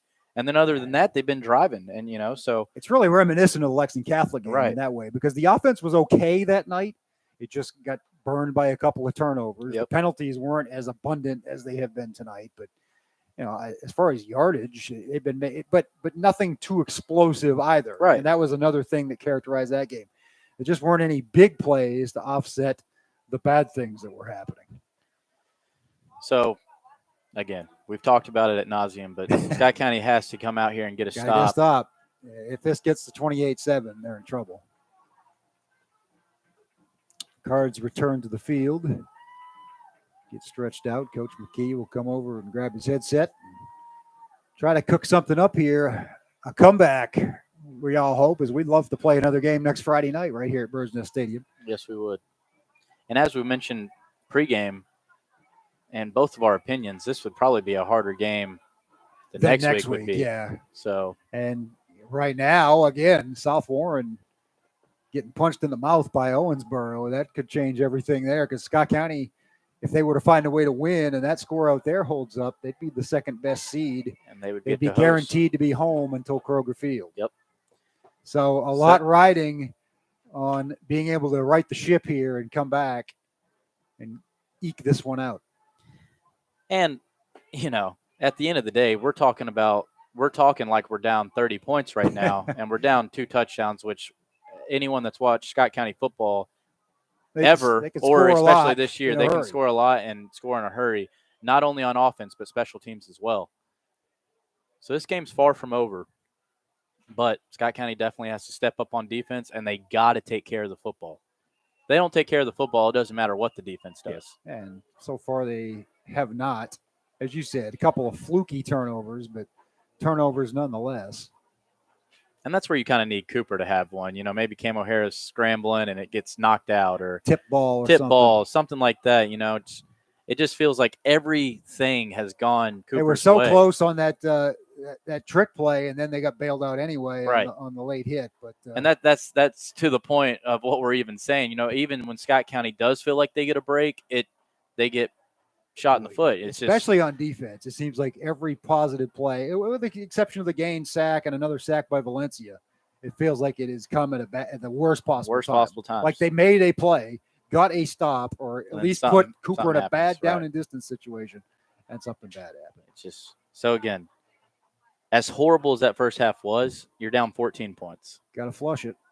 And had a chance right before the half to score to make it a one score game. So I think if they don't run out of time there, they probably run a different play than what they ran. Heck, if we don't have a false start on the Timmy Amongo run, you probably score a touchdown with 15 seconds left, and then you're at halftime down 14-7 with momentum. But, again, just everything kind of went the wrong way. Scott County's got to right the ship here, turn it around. You've heard us talk a lot. You're going to hear us talk a little more as they put the obligatory 3 minutes on the clock after it had almost run down to 0. Yeah, it never fails. It's kind of like, hey, we'll cold start night. This, they want everybody to stretch. Yeah, we'll start this second half when we want to. I don't blame you. If you joined us late, you missed just a bizarre series of players being sent off the field from both sides as the uniform police were out, as pants were not below knees, and that was seen as a no-no, as apparently it has become a point of emphasis here in the playoffs.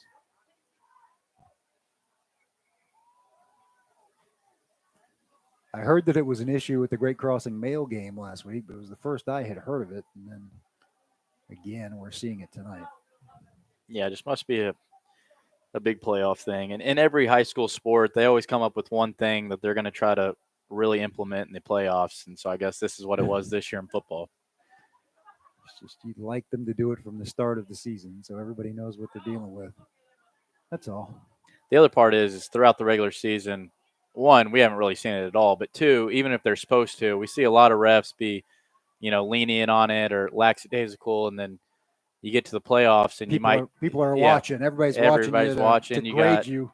15 zebras out there, and it's just a big change.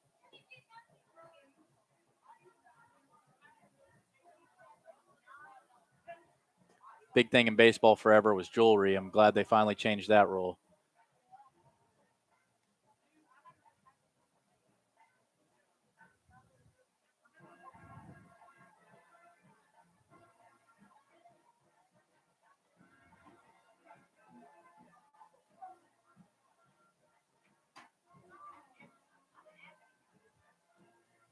It's interesting.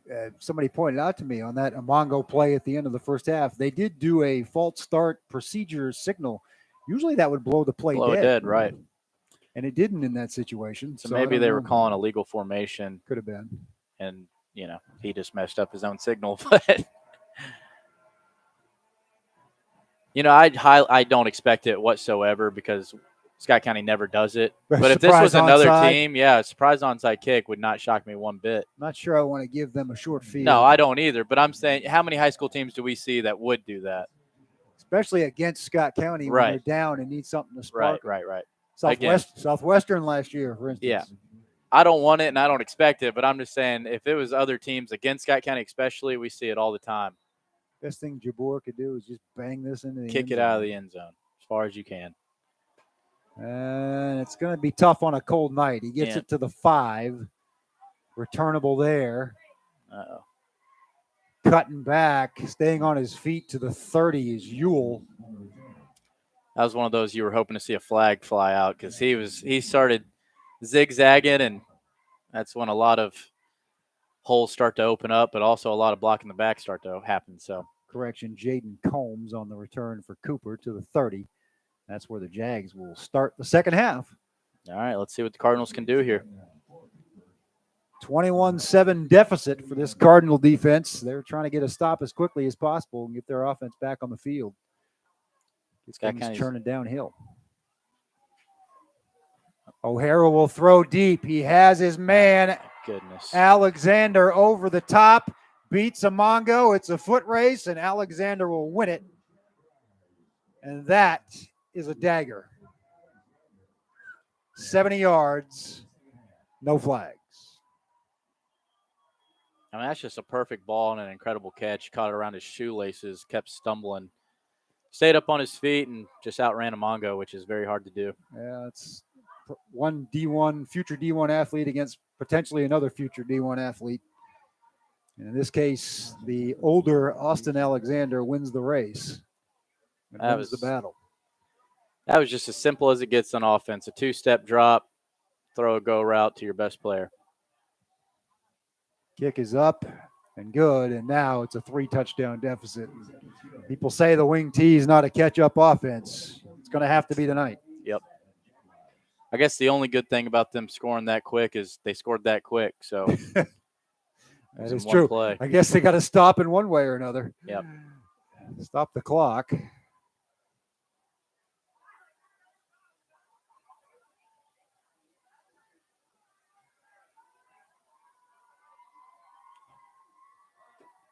Yeah, that hurts.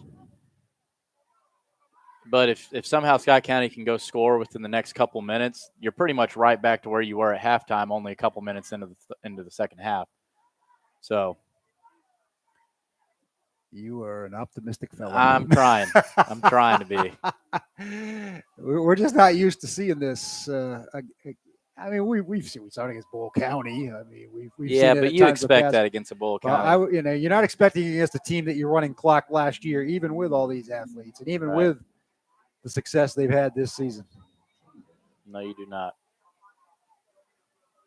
They will squib it again. Taken at juggled at the 27. Returned across the 40. So the good news for Scott County is good field position. I'm telling you, we're gonna split one of those. I mean, I hope they don't ever kick off again, but if they do, Scott County's come close to splitting it because they keep trying to kick it short. Jackson Dameron is gonna make you hurt if you Yeah. try to. He's gonna punish guys as he showed He's there. a good athlete and he's a good running back.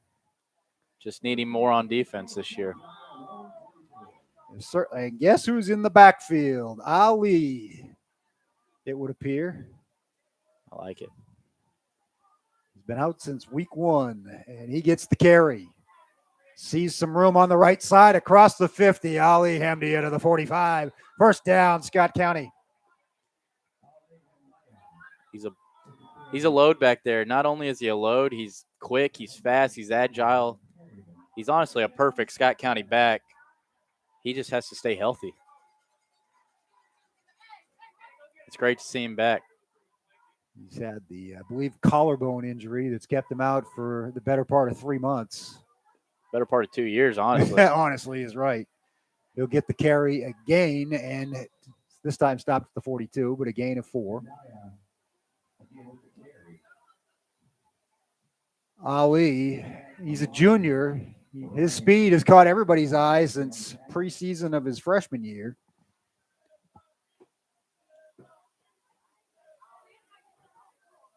Yeah, a lot of people didn't think he was going to come back this year.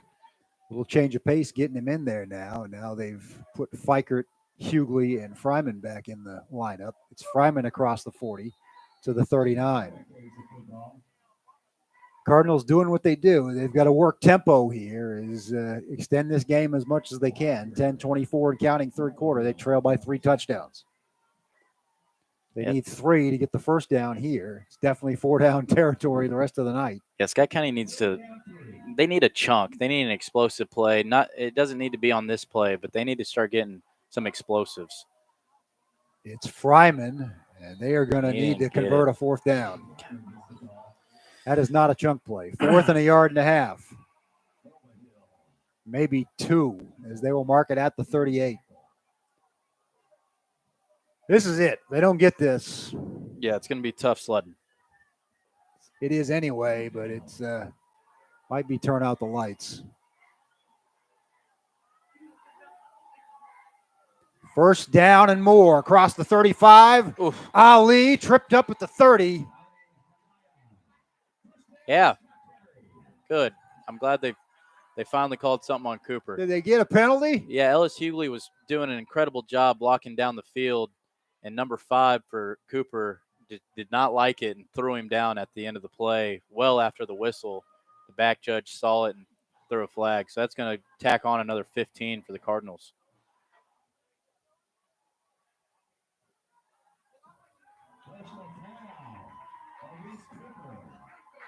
And that's what Scott County needs. The crowd's cheering for the first time in forever, it seems like. If Scott County can get this in here in the next few plays, again, I know you're under 10 now, but you'll be right back to where you were at halftime with not too much time ticking off in this third quarter. Half the distance, 15 yards is essentially the same. It moves it to the 15.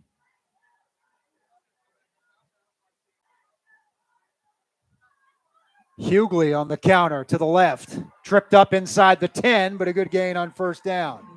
That was almost very bad for the Cardinals. It looked like Hughley didn't know what Scott County was running.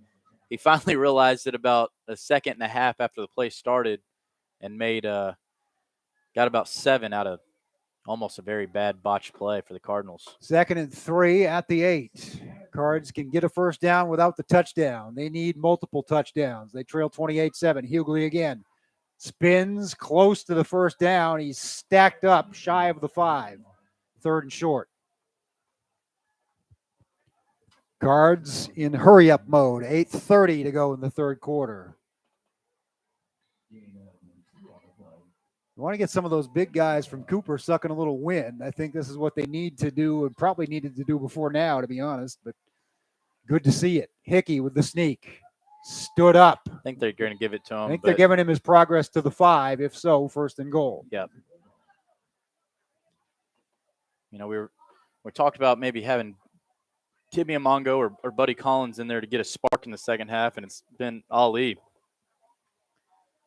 Had 2 huge runs to start. I don't think we saw him at all in the first half. No. He finally unleashed him. And it's somebody Cooper hadn't seen on film or any other way. You know, you might as well pull it out of the hat. Big Cedric Dunn just came out. I think something on his helmet might have broke. That's not good for the Cardinals. Another equipment issue. At least it's not pants. Right. Might Ball be on the left hash mark. Give a helmet to somebody else. Ali to the goal line. Marked short. Inside the 1. Gotta go. This is one of those where Coach McKee just yells it out. Doesn't really care if the defense hears it. Trying to get the boys to the line of scrimmage quick.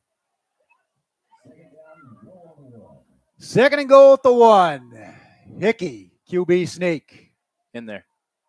Second effort. Wow. Don't let the ball come out. They're not going to give it to him. I mean, that's as close to scoring as you possibly can. I don't know where you mark it. The side judge's foot is basically on the white of the goal line. I don't. Wild. I mean, it looks like the nose of the football is legitimately on the white. Just do it again. Yep. Hickey gets the call pretty quickly. He does have Fryman in the backfield along with Ali. Oh, my goodness. Please don't jump. Fryman walk in. 6:36 to play in the third quarter, and once again, Scott County is within 2 scores. Did you see Ellis Hughley jump? Was I the only one that saw that? I was afraid. I'm really happy they didn't call it. I mean, they called it every time it happened in the first half. Maybe you that's and I the saw break. both things, Yep. my friend. Both saw the same thing. I wasn't going to say it unless we scored, but maybe that's the break Scott County needs. But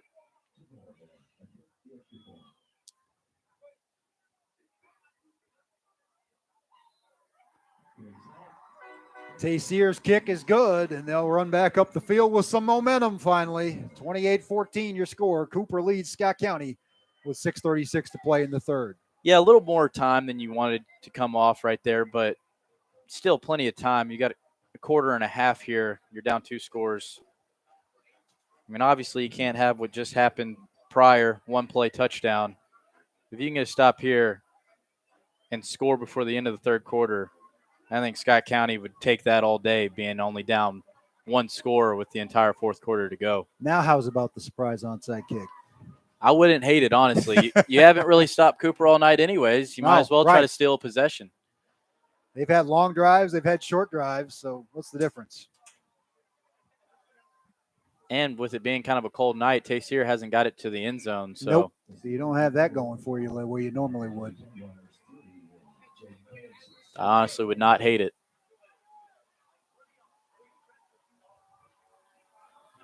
They don't. He kicks it low to the 10. He's going to get a good head of steam across the 30 down at the 35.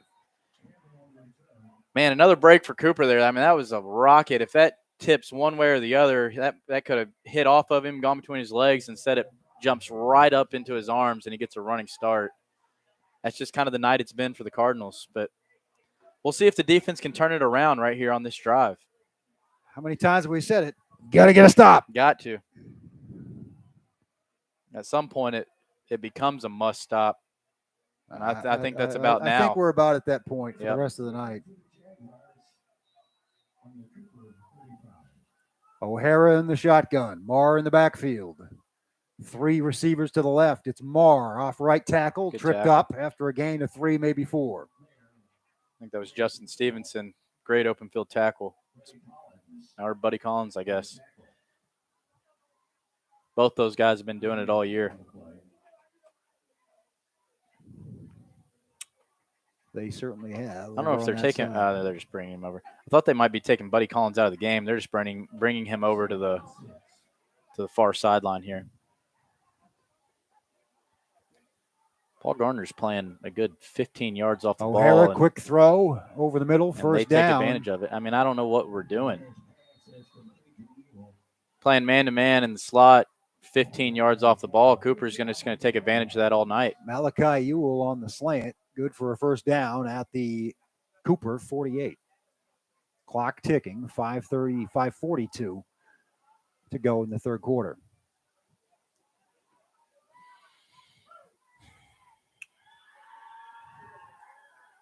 Cooper has been able to dictate the flow of this game ever since recovering a fumble on the first play. Scoring less than a minute later, and they have not trailed. Marr goes right, cuts back inside. That's going to be a break for Scott County. Yeah, it might be a big break for Scott County. Get him behind the chains. As the flags fly in the area of holding. A hold or a chop. Yeah, that could be too. We've seen that enforced the other way. Right. Holding. Yeah. I don't even know why they got to ask it. Of course we want it. They're talking to the sideline like, y'all want this penalty? Of course we want the penalty. You think maybe?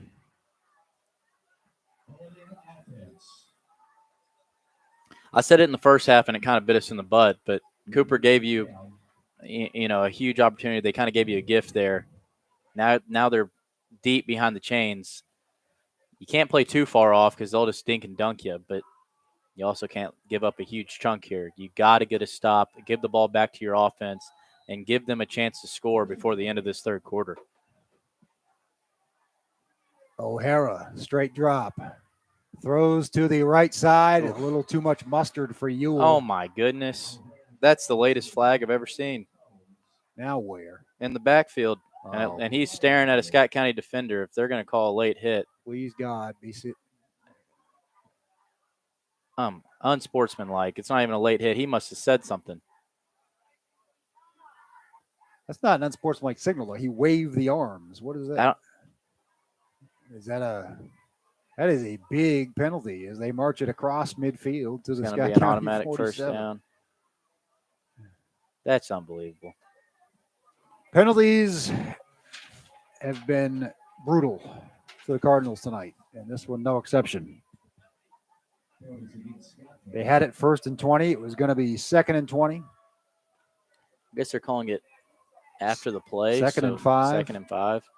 Could have been worse. Still, though, that's unbelievable. Marr will be stopped just shy of the first down.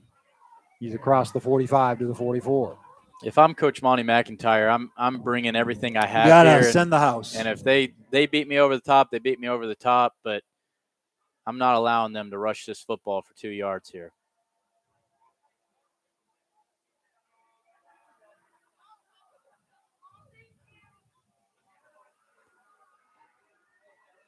Been a lot of huge 3rd and 4th down plays in this game, but none bigger than right now with time not being Scott County's friend. Under 4.5 minutes to play in the third quarter. Empty backfield. So I guess you can't send the house. That's a quarterback draw. Yep, first down and more. O'Hara across the 35 to the 31. Cam O'Hara's ability to run, we said it wasn't the primary part of his success, but he has sure taken advantage of his opportunities tonight, and we have a Scott County player down holding his ankle. I hope it's just a cramp. It's not a night where you think it would be a cramp. I hope that's not Dameron. Yeah, it might be a cramp because Justin Stevenson helping him try to stretch. The only thing worse than getting scored on is probably, just letting them drain the clock out on you. That's just so demoralizing. You got to find a way to not let them in the field goal range, too. I mean, a 3-score game is a 3-score game at this point, whether they get 3 or 6. Because obviously, even though it doesn't score-wise make sense of, they score on you, it still in your brain gives you a thought of, well, we can at least go score, but when they just continue to hold on to the football and get first down after first down and milk the clock, there's literally nothing you can do about it. just a terrible feeling. Dameron trying to hydrate as he walks off gingerly with trainer Dan. It's definitely a cramping situation, but that's a key loss for the defense at this point.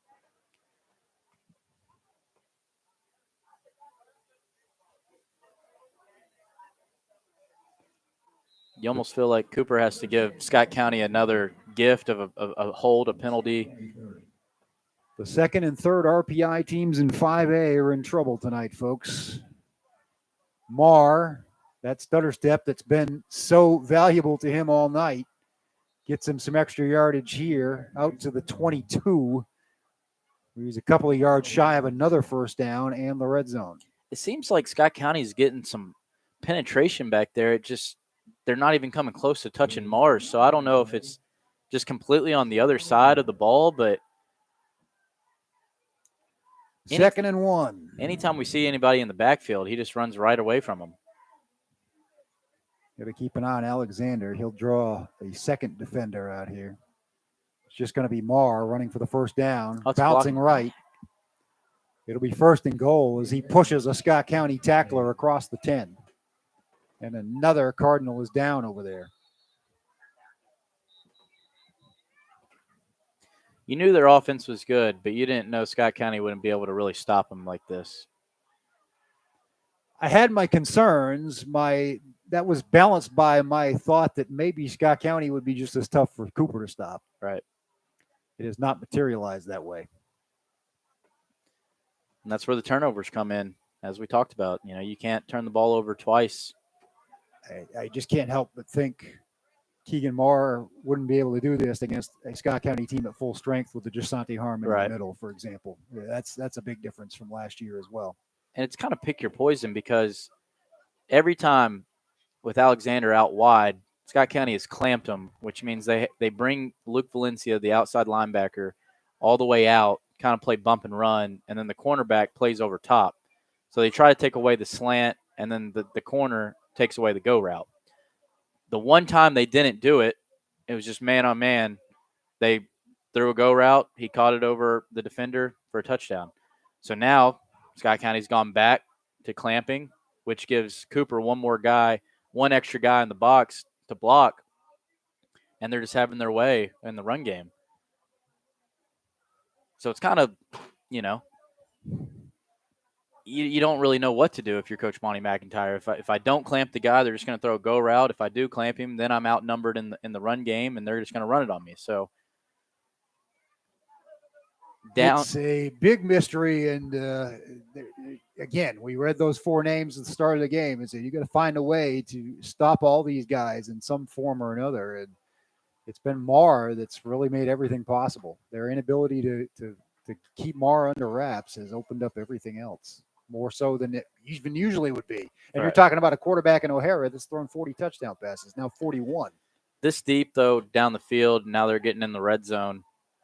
I think I would try to stuff the box as much as I can and just try to use the inline and the sideline as an extra defender for the pass defense. Not good news for Scott County as the injured player is Timmy Amongo, and he does not look like he's in good shape right now. Getting a lot of help from Dan Volpe to get back across the field. Things can't get much worse for the Cardinals tonight.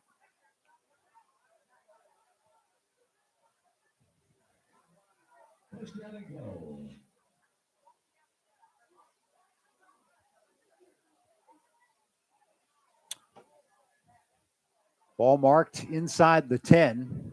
First and goal for Cooper. Chance to really knock Scott County through the ropes here with 3 minutes and 10 seconds to play in the third quarter. Keegan Marr inside the 5.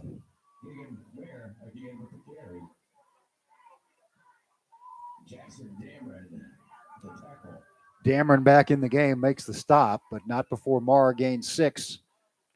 You would think at some point somebody would just knife in there and be able to stop it because it's not a quick developing play. They're pretty slow with it, honestly. Maybe too many men on the field. Now what do we got? Sideline warning, maybe.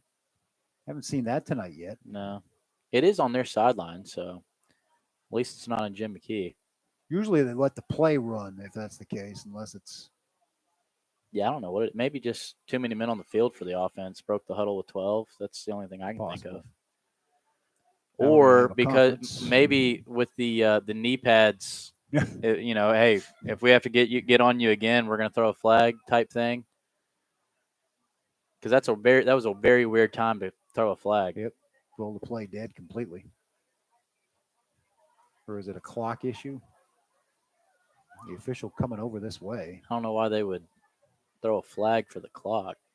Now he's trying to explain something to Jim McKee.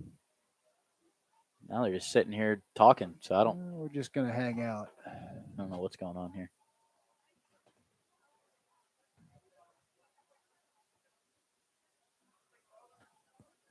Pointing down toward the end zone. I don't know. Is it the?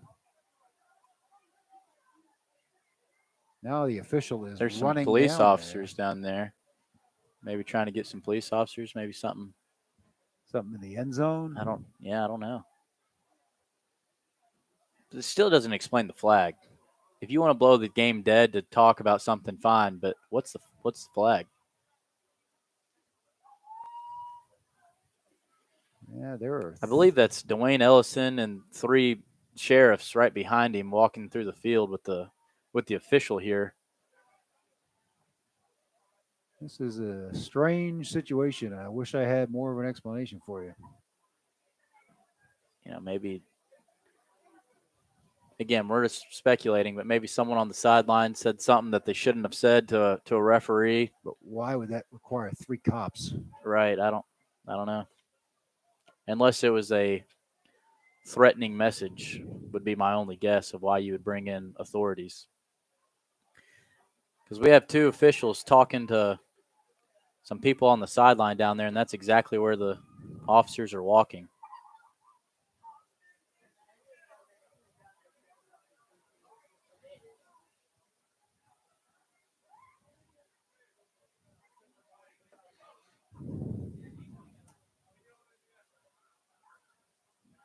I have no idea.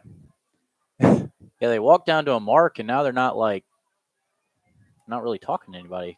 Now they're headed over to the stands. I have no clue. It'd be nice to have headphones on the referees or a microphone to explain what's going on. Has somebody been ejected? I don't. It's got to be my only guess.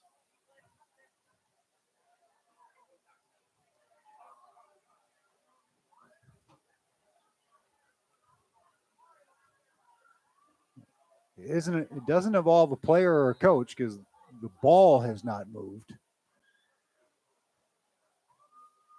Still, the flag still has not been explained, and there's nothing that happened. The flag was just to stop the action. I guess, but I guess his whistle didn't work. A bizarre night, becoming more bizarre. Empty backfield for O'Hara, who will throw it. Timing pattern broken up. Play. Big defensive play there by the Cards to make it 3rd and goal. He's trying to find Isaiah Johnson. Jaden Fields with the breakup.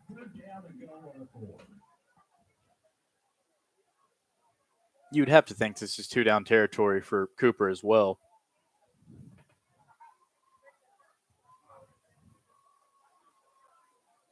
They could kick a field goal and make it a 3-score game if they get stopped, but hasn't happened much tonight.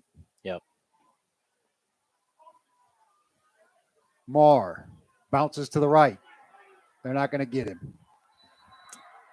Keegan Marr is in the end zone for the 2nd time, and Cooper leads by 3 scores, 3 touchdowns, in fact, with 2:13 to go in the 3rd.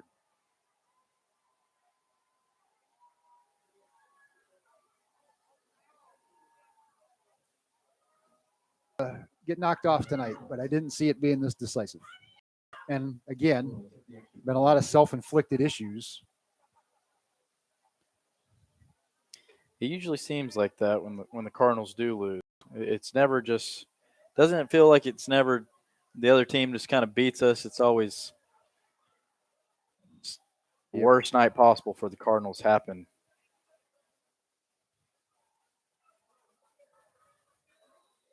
It's not just one thing, just pretty much every aspect of the game has haunted the Cardinals tonight. Kick is up and good. And whistles and flags and jarring. If I had to be a betting man, I'd say it'll probably go against Scott County the way things have gone tonight. Probably.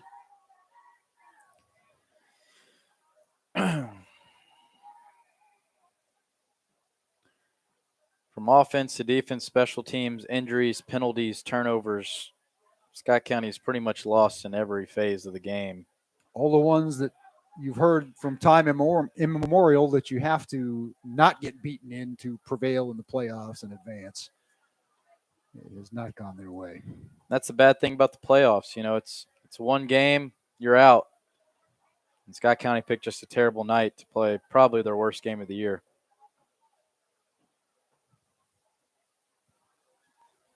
And still can't get confirmation. I have a. They called it on us right there. No, I was talking about the issue before that. I think they might have ejected a member of the chain gang, but that's what I was thinking. Sure. Another fan seems to think that. Because he didn't go out with the cops, but he went out with another guy. Yeah, so like I said, he must have just said something the referee didn't like. I would expect Cooper just to probably kick this through the end zone. They're kicking off on the other 45-yard line.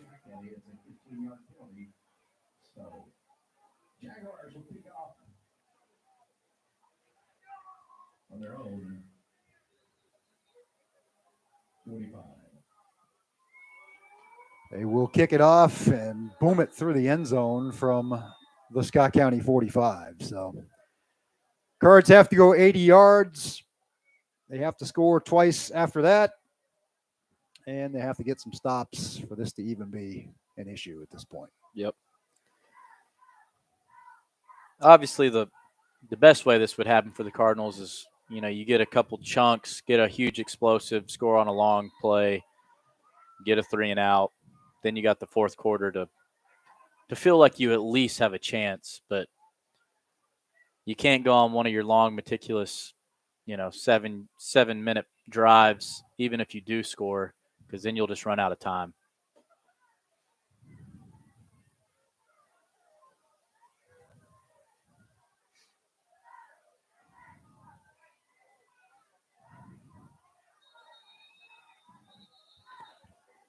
Whistles all over the place. Pretty much just stopping nothing there. Full back up the middle. I didn't know if they were going to call a penalty because the whistles were so long and frequent after that. But 2nd and 9, Cards right back up to the line. They'll counter right and get nothing. Maybe a yard. Tripped up. Fikert on the carry. Pouncey on the tackle. Pouncey listed as a freshman. Broke up the pass in the end zone for York earlier in the game. Cards have had their chances despite all the penalties and other things that have conspired to put them in a 3-touchdown hole. Cooper's just done a great job on misdirection tonight. They've not been fooled whatsoever. Not a bit. It's like they watched last year's film for you got him. Hickey deep to Hughley. He gone. I hope. One man can catch him, but it's a 78-yard touchdown, and the Cards will not go away. We just bragged on Cooper for being right at home on misdirection, and Hughley goes right through the middle on a seam route, and no one was within 20 yards of him. Good job by Hickey just laying it out there for him, make sure he grabs it.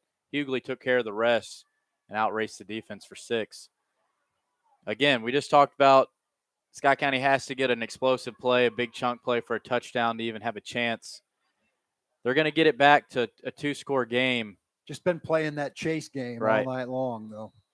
Right, which, again, we said at halftime, if Scott County doesn't get any stops, it doesn't matter really what the offense does. So, PAT is blown dead. Shocker. What now? I mean, it's, at what point are we playing football? I don't even know. You got to be kidding me. They're taking out the holder because of the pants. because of the pants. He's sitting down on the ground. His pants are going to ride up. Coming from a holder, I know how it is. That's just insane. Now you got to bring in Colt Fields, who is cold, hasn't touched football. He's a young guy. Yeah, I don't know. Just, and the PAT, after all that, is good. just insane to me that you're going to try to implement it this hard in the second round of the playoffs. Have it from a trusted source that a member of the chain gang cursed at the official and was told to leave. So that was the story there. That was the reason for a 5-minute delay. When you're official, if you try to be an official, you got to have some pretty thick skin. Maybe not have rabbit ears. I got to tell you, I've been doing this a long time, and that would not be the first time that I would have heard a chain gang member curse at an official. I was going to say, you're supposed to have some pretty thick skin if you're going to be an official, and a lot of times it's the opposite. They have, as you just said, rabbit ears. That's not the position to have a profession in if you're going to have rabbit ears. And, Lord knows we're all thankful that we have enough officials to cover these games, but my goodness, some of the stuff tonight has been pretty. I mean, especially in a huge game, the pants thing is driving me nuts. Yeah, I'll be talking about that all off season. I mean, and it's been for both teams. Yeah, so it hasn't that part, but it really hasn't affected the game outside of just annoyance. Right there, and that could have affected that could have in a really closer game. Could you imagine? I know if it was 21-20. They have their hands team out here. All I care about is enforce it all season. Right. Don't start bringing up playoffs. Little squib kick here, out of bounds. And Cooper could either make them kick it again or take the field position. I think they'll probably do the latter. Is it at the 35 or the 40? It's been switched back and forth. It used to be the 40. I think it's the 35. In college, they moved to the 35. I don't know. Gangs, high school wise. Chain gang's hanging out at the 40. But, of course, they have a replacement right now. So they're moving to the 35. 35 it is. Well, that's kind of around where they've been having it anyway. So got 59 seconds left in the third quarter. Scott County's down 2 scores. We've said it all game pretty much, but you got to have a stop if you want to have a chance going into the fourth quarter here. O'Hara with Marr in the backfield with Alexander in motion. Hand off to Marr. Cuts it back inside after going right. Stops shy of the 40, but a gain of 4 on first down. And Cooper's kind of done the little Scott County scheme of they've really ran about 5 to 10 plays and just continue to run them. They've ran the bubble screen. They've ran Alexander in motion. They're not throwing the ball all over the yard like I thought they might be tonight. And when they've run Alexander on a slant, and then they had that one go route. I mean, they've really only ran so many plays. They're just very successful at it, just as Scott County is on the other side. Alexander is just a big. Yeah, he's a monster. He's here closest to us right now. Ooh. That is thrown over the middle, and Garner laying the lumber. And they're going to throw a flag for Garner celebrating a clean hit. That is insane. And now he doesn't want to hear it when the defense is trying to talk to him. You don't want to be accountable for it? I don't know. That's incredible.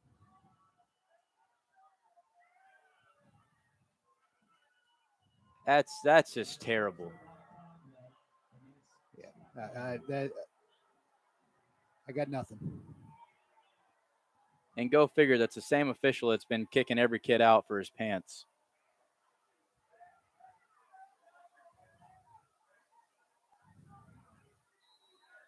I mean, that was going to bring up a big third down for Scott County. And instead, you got to go into the fourth quarter, 1st and 10 in Scott County's territory now. It's going to take a miracle comeback from Scott County tonight, folks. Cooper 35, SC 21 going into the fourth. That's just insane.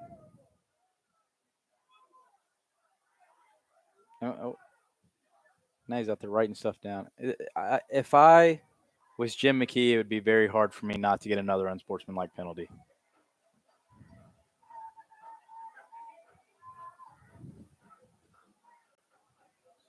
Very hard.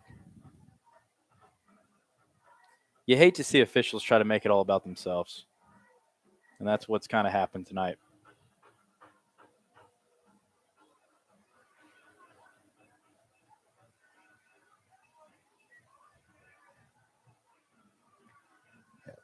It is a case of the white hat being very officious, to say the least. Scott County's got to overcome it. Look, if you're the coaches, you got to say, look, next play. As terrible as that play is, they still only have it at the 42, 43. Yeah, that sucks. It could have been a third down, but you still have time to bow your neck and try to get a stop here. Coming straight up the middle was get Blair. O'Hara sidestepped it and found his man along the sideline for a first down. He has a rocket of an arm, and Alexander is just unbelievable.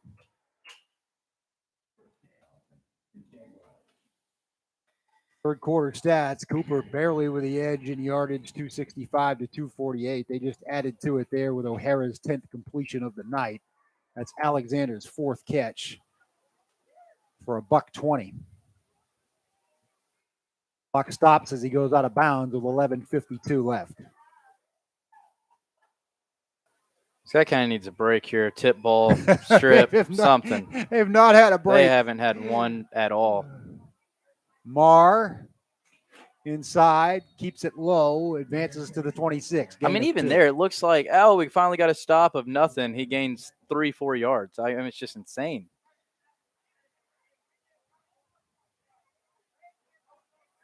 Looks like they're going to give him 2.5. Still, just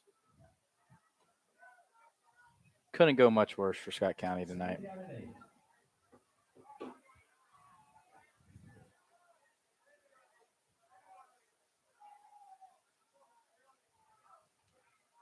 Marr wrapped up there for no gain. That was a good play. Good play. Huge Time's wasted, but they got to Huge. stop him here. 3rd and 8, 11 minutes to play. Ball is at the Scott County 26. Again, I'm bringing every guy I got because two things. Mars ran it kind of down your throat all night. You got to try to stop that. 2, if you give Cam O'Hara time back there, he's just going to dice you up anyways. So try to, 1, stop the run, and 2, try to get in O'Hara's face before he can even make a decision. Marr in the backfield with O'Hara. 3 receivers split right. Now 1 in motion. Fake to Marr. O'Hara slant deep. Alexander, ball game. 26 yards. Second time tonight. That's Alexander's 3rd touchdown catch, but that one's identical to the first. And what did I tell you? Cooper's going to move on, folks. I don't know what to tell you. It's the same play they scored on in the first half. Just a simple post route to Alexander, and he's so big and so strong, he just boxes out the defensive back.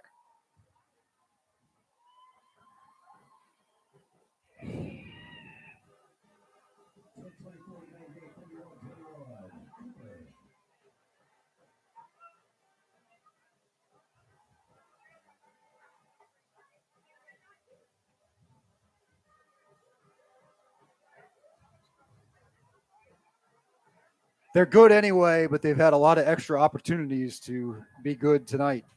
Yep. And they've been let out of some holes, 3rd and long, multiple times. So yeah, things haven't gone Scott County's way, but at some point, as a defense, you got to step up and make a play.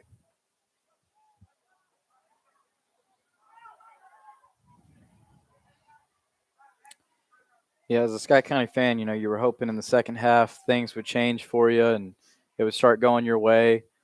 In all honesty, I think it might have gotten worse with the officials and stuff like that. Of course, we're not blaming officials. Scott County's dug their own hole, but obviously they have not helped whatsoever. And it's just The rough one is Garner. I mean, he's a kid showing emotion on a play. He wasn't taunting. And yeah, not even really at the offensive player, which is even crazier. That's a squib kick that's covered by Collins at the 25. Buddy's still on his feet, bouncing around, trying to make something happen. He'll lose yardage. And as an official, you have to understand in that moment where you're at, what the circumstance is. A high school playoff. It's a high school playoff game. That man's a senior. Made a huge play to try to get his team back in. And, Yep. Even if it was a deserved penalty, I don't know if you throw it in that situation. I mean, it wasn't even deserved. A kid who's potentially playing in his final game is probably going to celebrate a little bit if he gets a nice clean hit on a guy. It's probably going to be playing for Notre Dame in a couple. Right. He just might celebrate. There is a gadget play that went nowhere. They're trying to pull the very back pages of the playbook. A little bit of a flea flicker that ended up being a sack. Hand off and a flip back to Hickey, and Hickey got thrown to the ground for a loss of 10. And it's getting late. 9:53 and counting. This is definitely a shocker. It is. Not just to us, but I would say around the state. We said the second team in RPI is South Warren. They were down big early. I haven't looked at that score lately. Hickey will throw deep. He's got a man. It's broken up and picked off. Oh, my goodness. Thought it was broken up, and he caught it on the way to the turf. Another takeaway for the Cooper defense in spectacular fashion by Riker Campbell. I mean, that's Scott County's night right there. You think Isaac York has a catch. Worst case scenario, it gets broken up. And instead, at the very end, it just falls in his lap as they're hitting the ground for an interception. I don't even think you could write this outcome the way it's gone. That's how unbelievable and bad it's gone for Scott County. And give Cooper credit, they've completely dominated. Oh, they've been the better team. Yeah. I mean, they came out first play, got a takeaway, scored. They've never trailed. And on offense, they've just completely dominated. But there's a good hit as O'Hara was releasing the ball to force an incomplete pass. They were going for the deep shot for another dagger, and A.J. Wands stuck him. Incomplete, 2nd and 10. So, again, Cooper's, played probably a flawless game. They've played incredible, and they completely deserve to win this football game. But on the other side of it, Scott County couldn't have played much worse, and they definitely haven't gotten any help.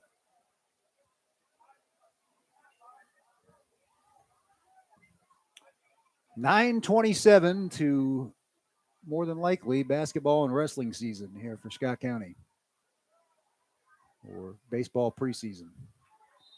Marr dragged down by Stevenson and Dameron.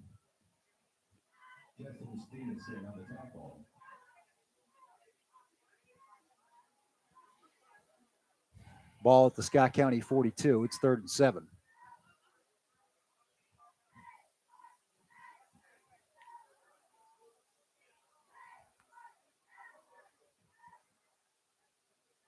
Cooper in no hurry. Play clock at 14.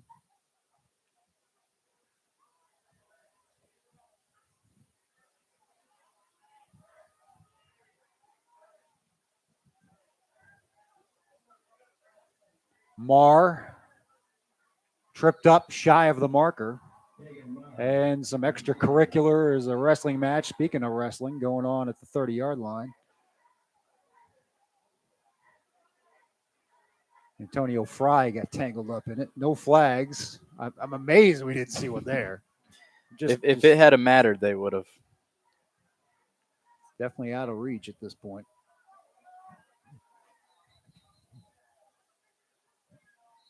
Now the clock stopped for whatever reason. There it goes.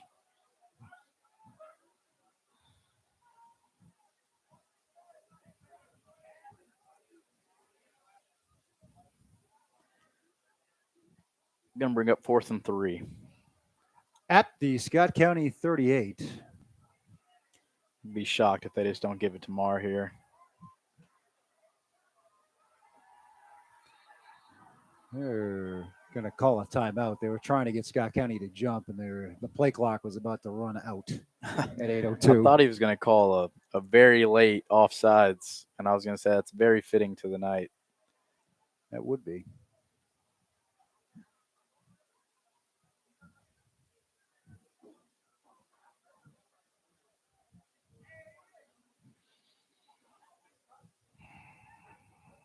This will be one that Scott County feels like just got away from him. Owensboro 32, South Warren 16 with 8:35 to go in the third, so that's going to make it sting even more.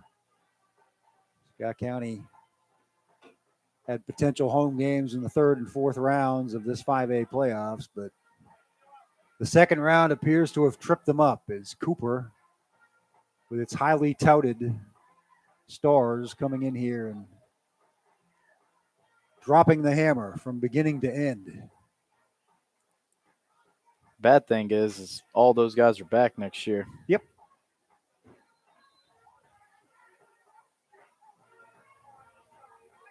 Scott County's got all kinds of talent at all levels, but they're going to have to deal with Cooper and Highlands and the like for the foreseeable future. There's a slant to Johnson. He's been fairly quiet tonight, but making some noise there to move the chains.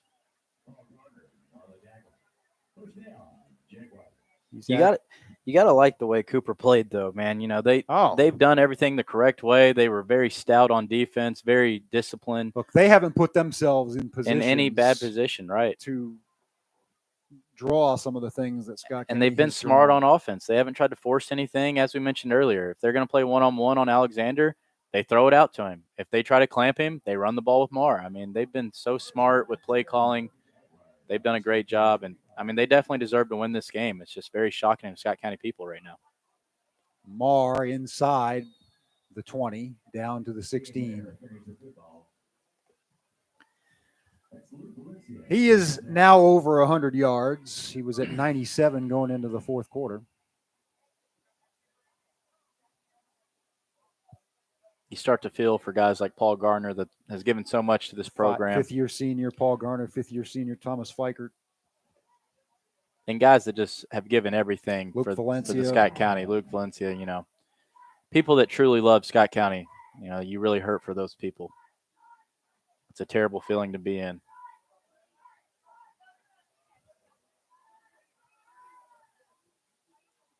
Marr inside handoff, stacked up for minimal gain, but he didn't need much. It was 2nd and 1.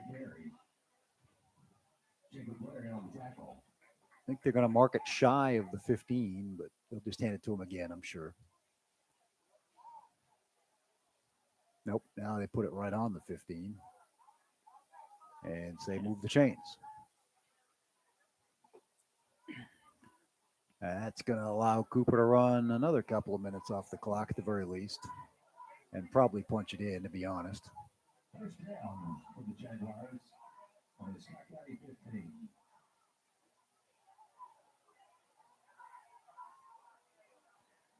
Scott County certainly knew what it was up against tonight. There were no surprises in that respect. This is a team that was loaded with offensive weapons. Yeah, said it 100 times. It just came down to who's going to turn the ball over. Right. And Scott County was happened 3 times plus all the penalties. Marr untouched. 15 yards to the house, and Cooper can celebrate a punch ticket to the third round. Oh, wait a minute. We've got scuffling after the play. It's going to be after the play. And it'll probably be against Scott County. No doubt. Cooper pancaked one of our guys probably laid on him. Probably deserved. Yep. Well, I actually watched the whole thing. Cooper pancaked one of our guys and continued to lay all over him and wouldn't let him get up. A couple shoves go each way, and then the flags start flying. Again, if you're Scott County, you got to recognize that they're all over you at this point. Marr is a sophomore too, by the way. We haven't mentioned that much. Wow. So if you're a Cooper fan out there, you got to be pretty excited. I mean, all the plays tonight, freshman, sophomore, junior. They didn't have many seniors last year. They don't have many seniors this year. So this will be fun.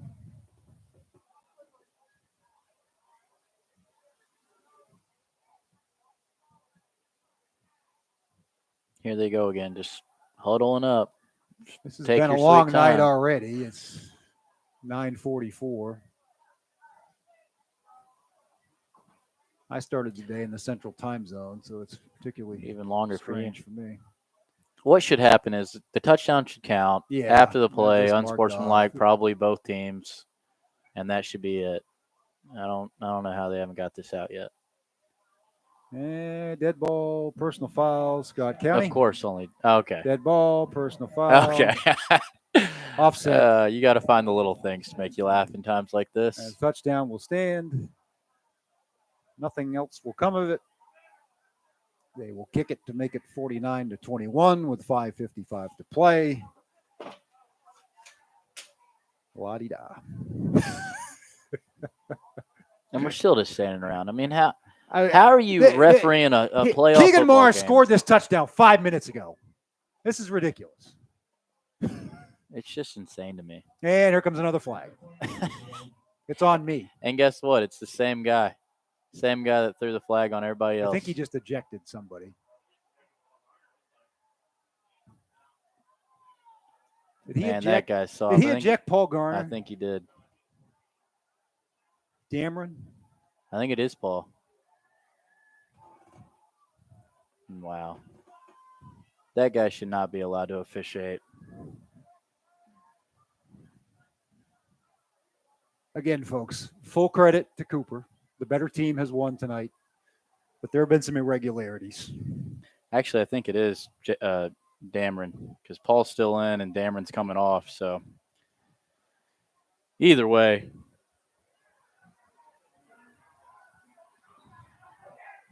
And now the rest of the defense is – now we got fans starting to yell.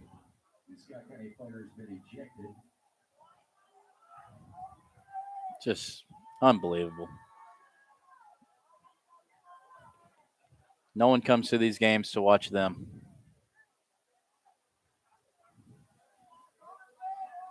Another flag on the field.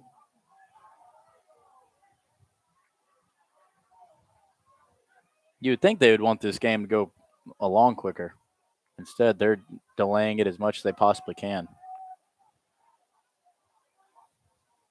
Unsportsmanlike conduct against Scott County. You throw someone else out? Might as well just stop the game.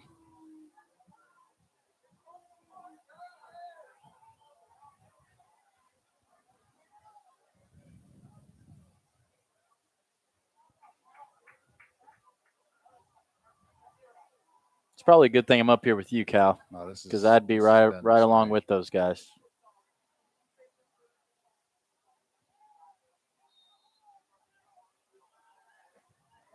Something is good.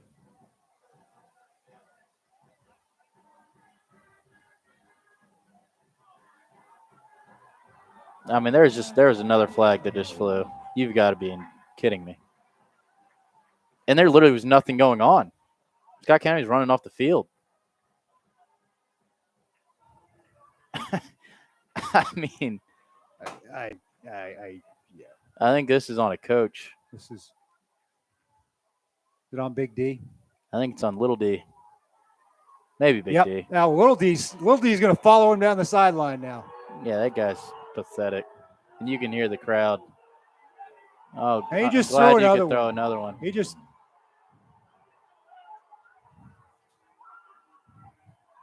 That guy's terrible. Scott County's lost its composure, but so have I. And McKee is trying to restore order down there and trying to call his team together. But I don't know what you say to them. Yeah, I mean, that guy is single-handedly trying to throw out every single player for Scott County. He has made every single call. And it looks like he can barely get up and down the field if you can get the imagery in your head of what this guy looks like.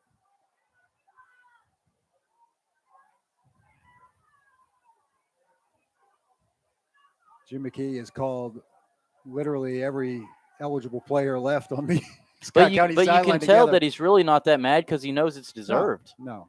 He's just trying to do a good job of being a head coach and Yeah. keeping his team, to where this isn't an all-out brawl or, something crazy. But he knows they're in the right. I mean, this is insane. It's a embarrassment of power from the referee that's happening right now. It's a case where you're overstepping to try to keep control, and instead you've lost control because of it. And now we have more cops being called to the It's sideline. just embarrassing. I'm sure they're going to escort Josh Davis out of here, because I believe he was the person in question. It's embarrassing. That one referee can cause this much fuss in a high school football game. And, you can expect this at some programs or some areas. Scott County has never had issues like this ever. So when you can bring it out of a program like this, that goes to show how bad you're being. I don't think you can throw us out, so I'll say it as well and elegant as I can without, saying anything wrong. But that guy is, I don't know what to say. Yeah. I'm just waiting for the final 5:55 to tick off so we can go home. Yep. And I'm not saying this to be funny and mad or anything, but that referee probably wants a police escort out here. The amount of fans that are on him right now. There are multiple sheriffs down on the field right now. And again, this isn't between two programs that, are historically, have bad taste or bad, fan support or anything like that. So I have no clue what just happened on that, but Cooper literally just kind of faked a kick. Now even the Scott County announcers mocking him. This is just. If there was ever a time just to stop a game, it'd be right now.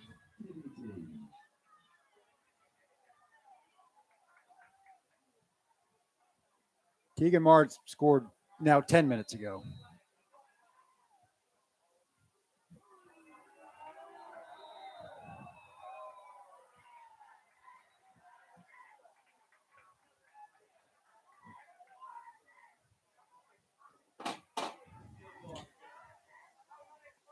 All this is going to do is just cause more issues. Oh, my God, they just threw another flag. It's the same guy that threw the flag, too. I mean, is he just going to – at what point do you stop paying attention? Like, that hard. He's just looking to throw flags right now. He is making this game completely about himself. This is unfortunate on every level. And I mean this wholeheartedly. He should not be allowed to call another playoff game, let alone – he probably shouldn't be allowed to call another regular season game, let alone a playoff game. I don't even know. There are plenty great officials out there, especially in the state of Kentucky, that do their job great and support these young athletes and are the reason why we can play this game, because without them we can't do it. But that guy is making a mockery of the game right now, and he's embarrassing a lot of officials out there. At some point, you just keep the flag in your pocket and play this. Nobody's, it's just, again, it's just you're trying so hard to keep control that you've now lost all control of this game. And now, again, he's making it about himself. And that's when kids get hurt, and it's when stupid things happen out there. And let's just finish this and go home. I mean, yeah, they're going to cause a major issue at this game that never needed to happen, because it's really not even between Finally, the we players. have a snap from the Scott County 10-yard line. Right. They will hand it straight ahead. Kane Garrett gets a good across chunk. the 25. Good gain of 15. I haven't seen him at all tonight. That's the weird thing. It really hasn't even been between the two teams. It's not even. It's been player and coach against the officials. You see, you normally see unsportsmanlike that against two different players, but at the end of the third quarter, Scott County 10 penalties for 107 yards. I cannot wait to see what the final numbers are. Probably lost count. Toss. Fikert dragged out of bounds at the 29. Thomas Slager carries the football. Riker Campbell on the tackle. Riker Campbell, who had one of the interceptions tonight, makes the stop. Clock stops at 5:26. Scott County using the sideline there as the 12th man, and that's going to extend this game even more.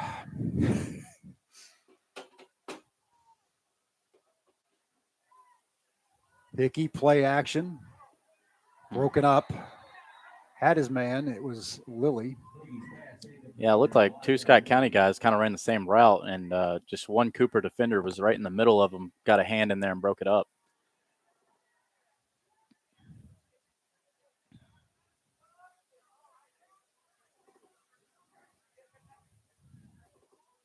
Third down rather, and 6 from the 29.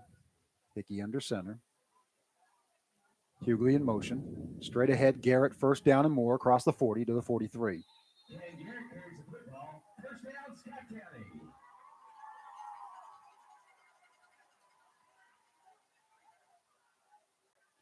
$5:15 left of the season here. Band plays on, which is good.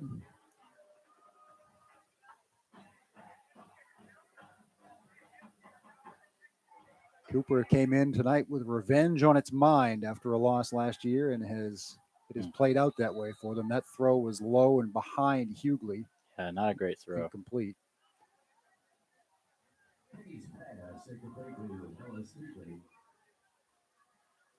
Had him open. He did, right around midfield. It'll be marked back at the 44, the original line of scrimmage, 2nd and 10.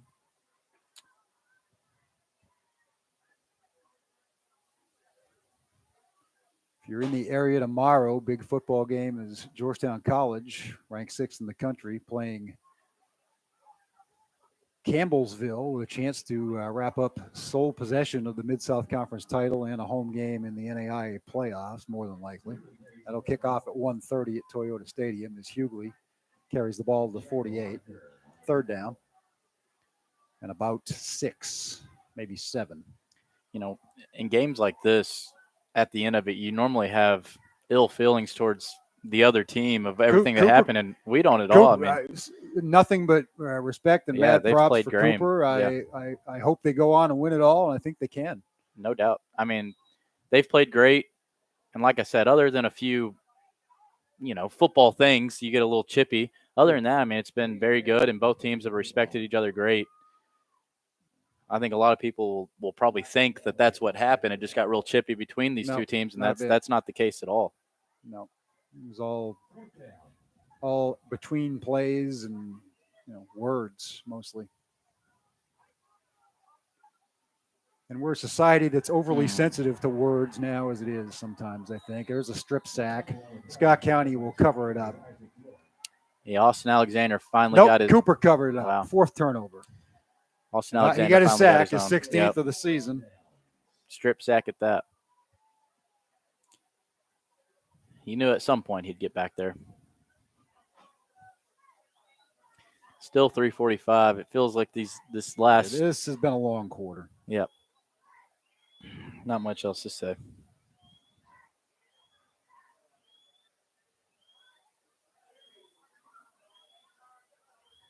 It never felt good from the opening kickoff, which was fittingly enough a penalty. Yeah. Fittingly enough, a turnover on the next play. Yeah, from legitimately the start of this football game, it's gone downhill for Scott County. Keegan Marr bounces left, just goes down at the 40. If you're Cooper, why do you have Marr? I wouldn't have any of my starters in there. Johnson's in, Marr's in, You're up by O'Hara. 28 with a game to play next week. And I'm not saying for anything like running the score up. I'm saying like legitimate safety. Yeah. Marr flat out took a knee there, basically. Yeah. He slid down at the 40. But, Go ahead and put your JV in and do that. You've already won the game. Try to get your guys healthy as well as they can going into next week. If it was Scott County, we'd be saying the same thing.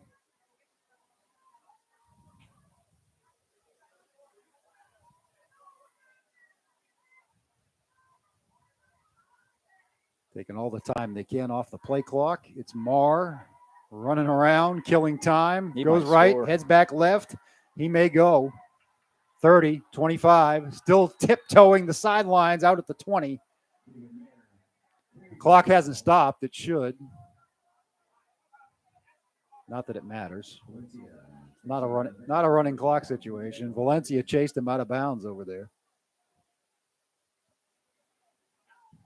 Yeah, I don't know why they have the starters in. It's interesting. But a lot of interesting things have happened. Yeah.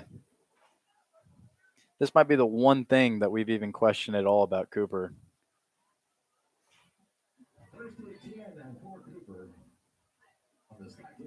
But I also get it. You don't even want to take a chance of JV coming in there fumbling a ball or whatever. You want to make sure it's clean and get on to next week. Inside, past the 20. And if you're a Scott County fan that's still listening to this broadcast, try to, maybe not think so much about this game, but think about the careers that these seniors have had. It's been a heck of a journey. They'll finish 9-3 this year, short of the 10 that you always like to get. But I was fortunate enough to be a part of the program, and how much you have to put in to be a part of this program, and how much it means to you and to the community. It's a special feeling wearing that Cardinal uniform, and my heart goes out to those guys that will never get to put it on again. Looks like Cooper's going to just take a knee. O'Hara will take a knee, and this thing will mercifully end.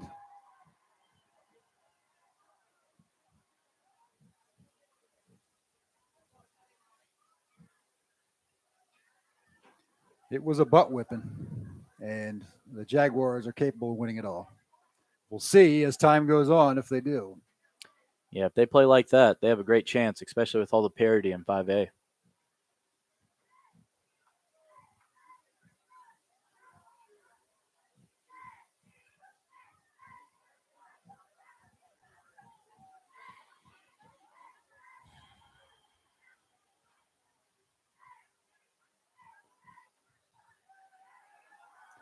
And that will do it.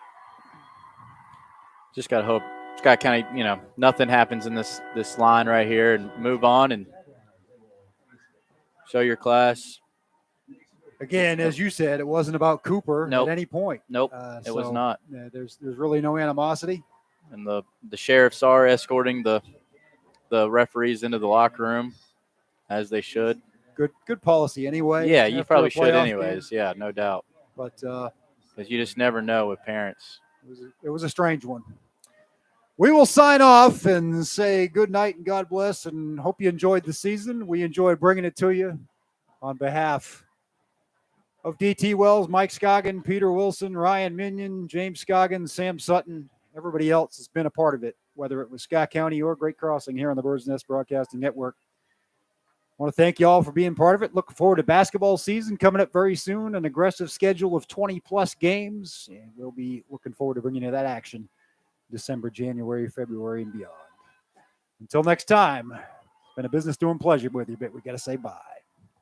Go Cards.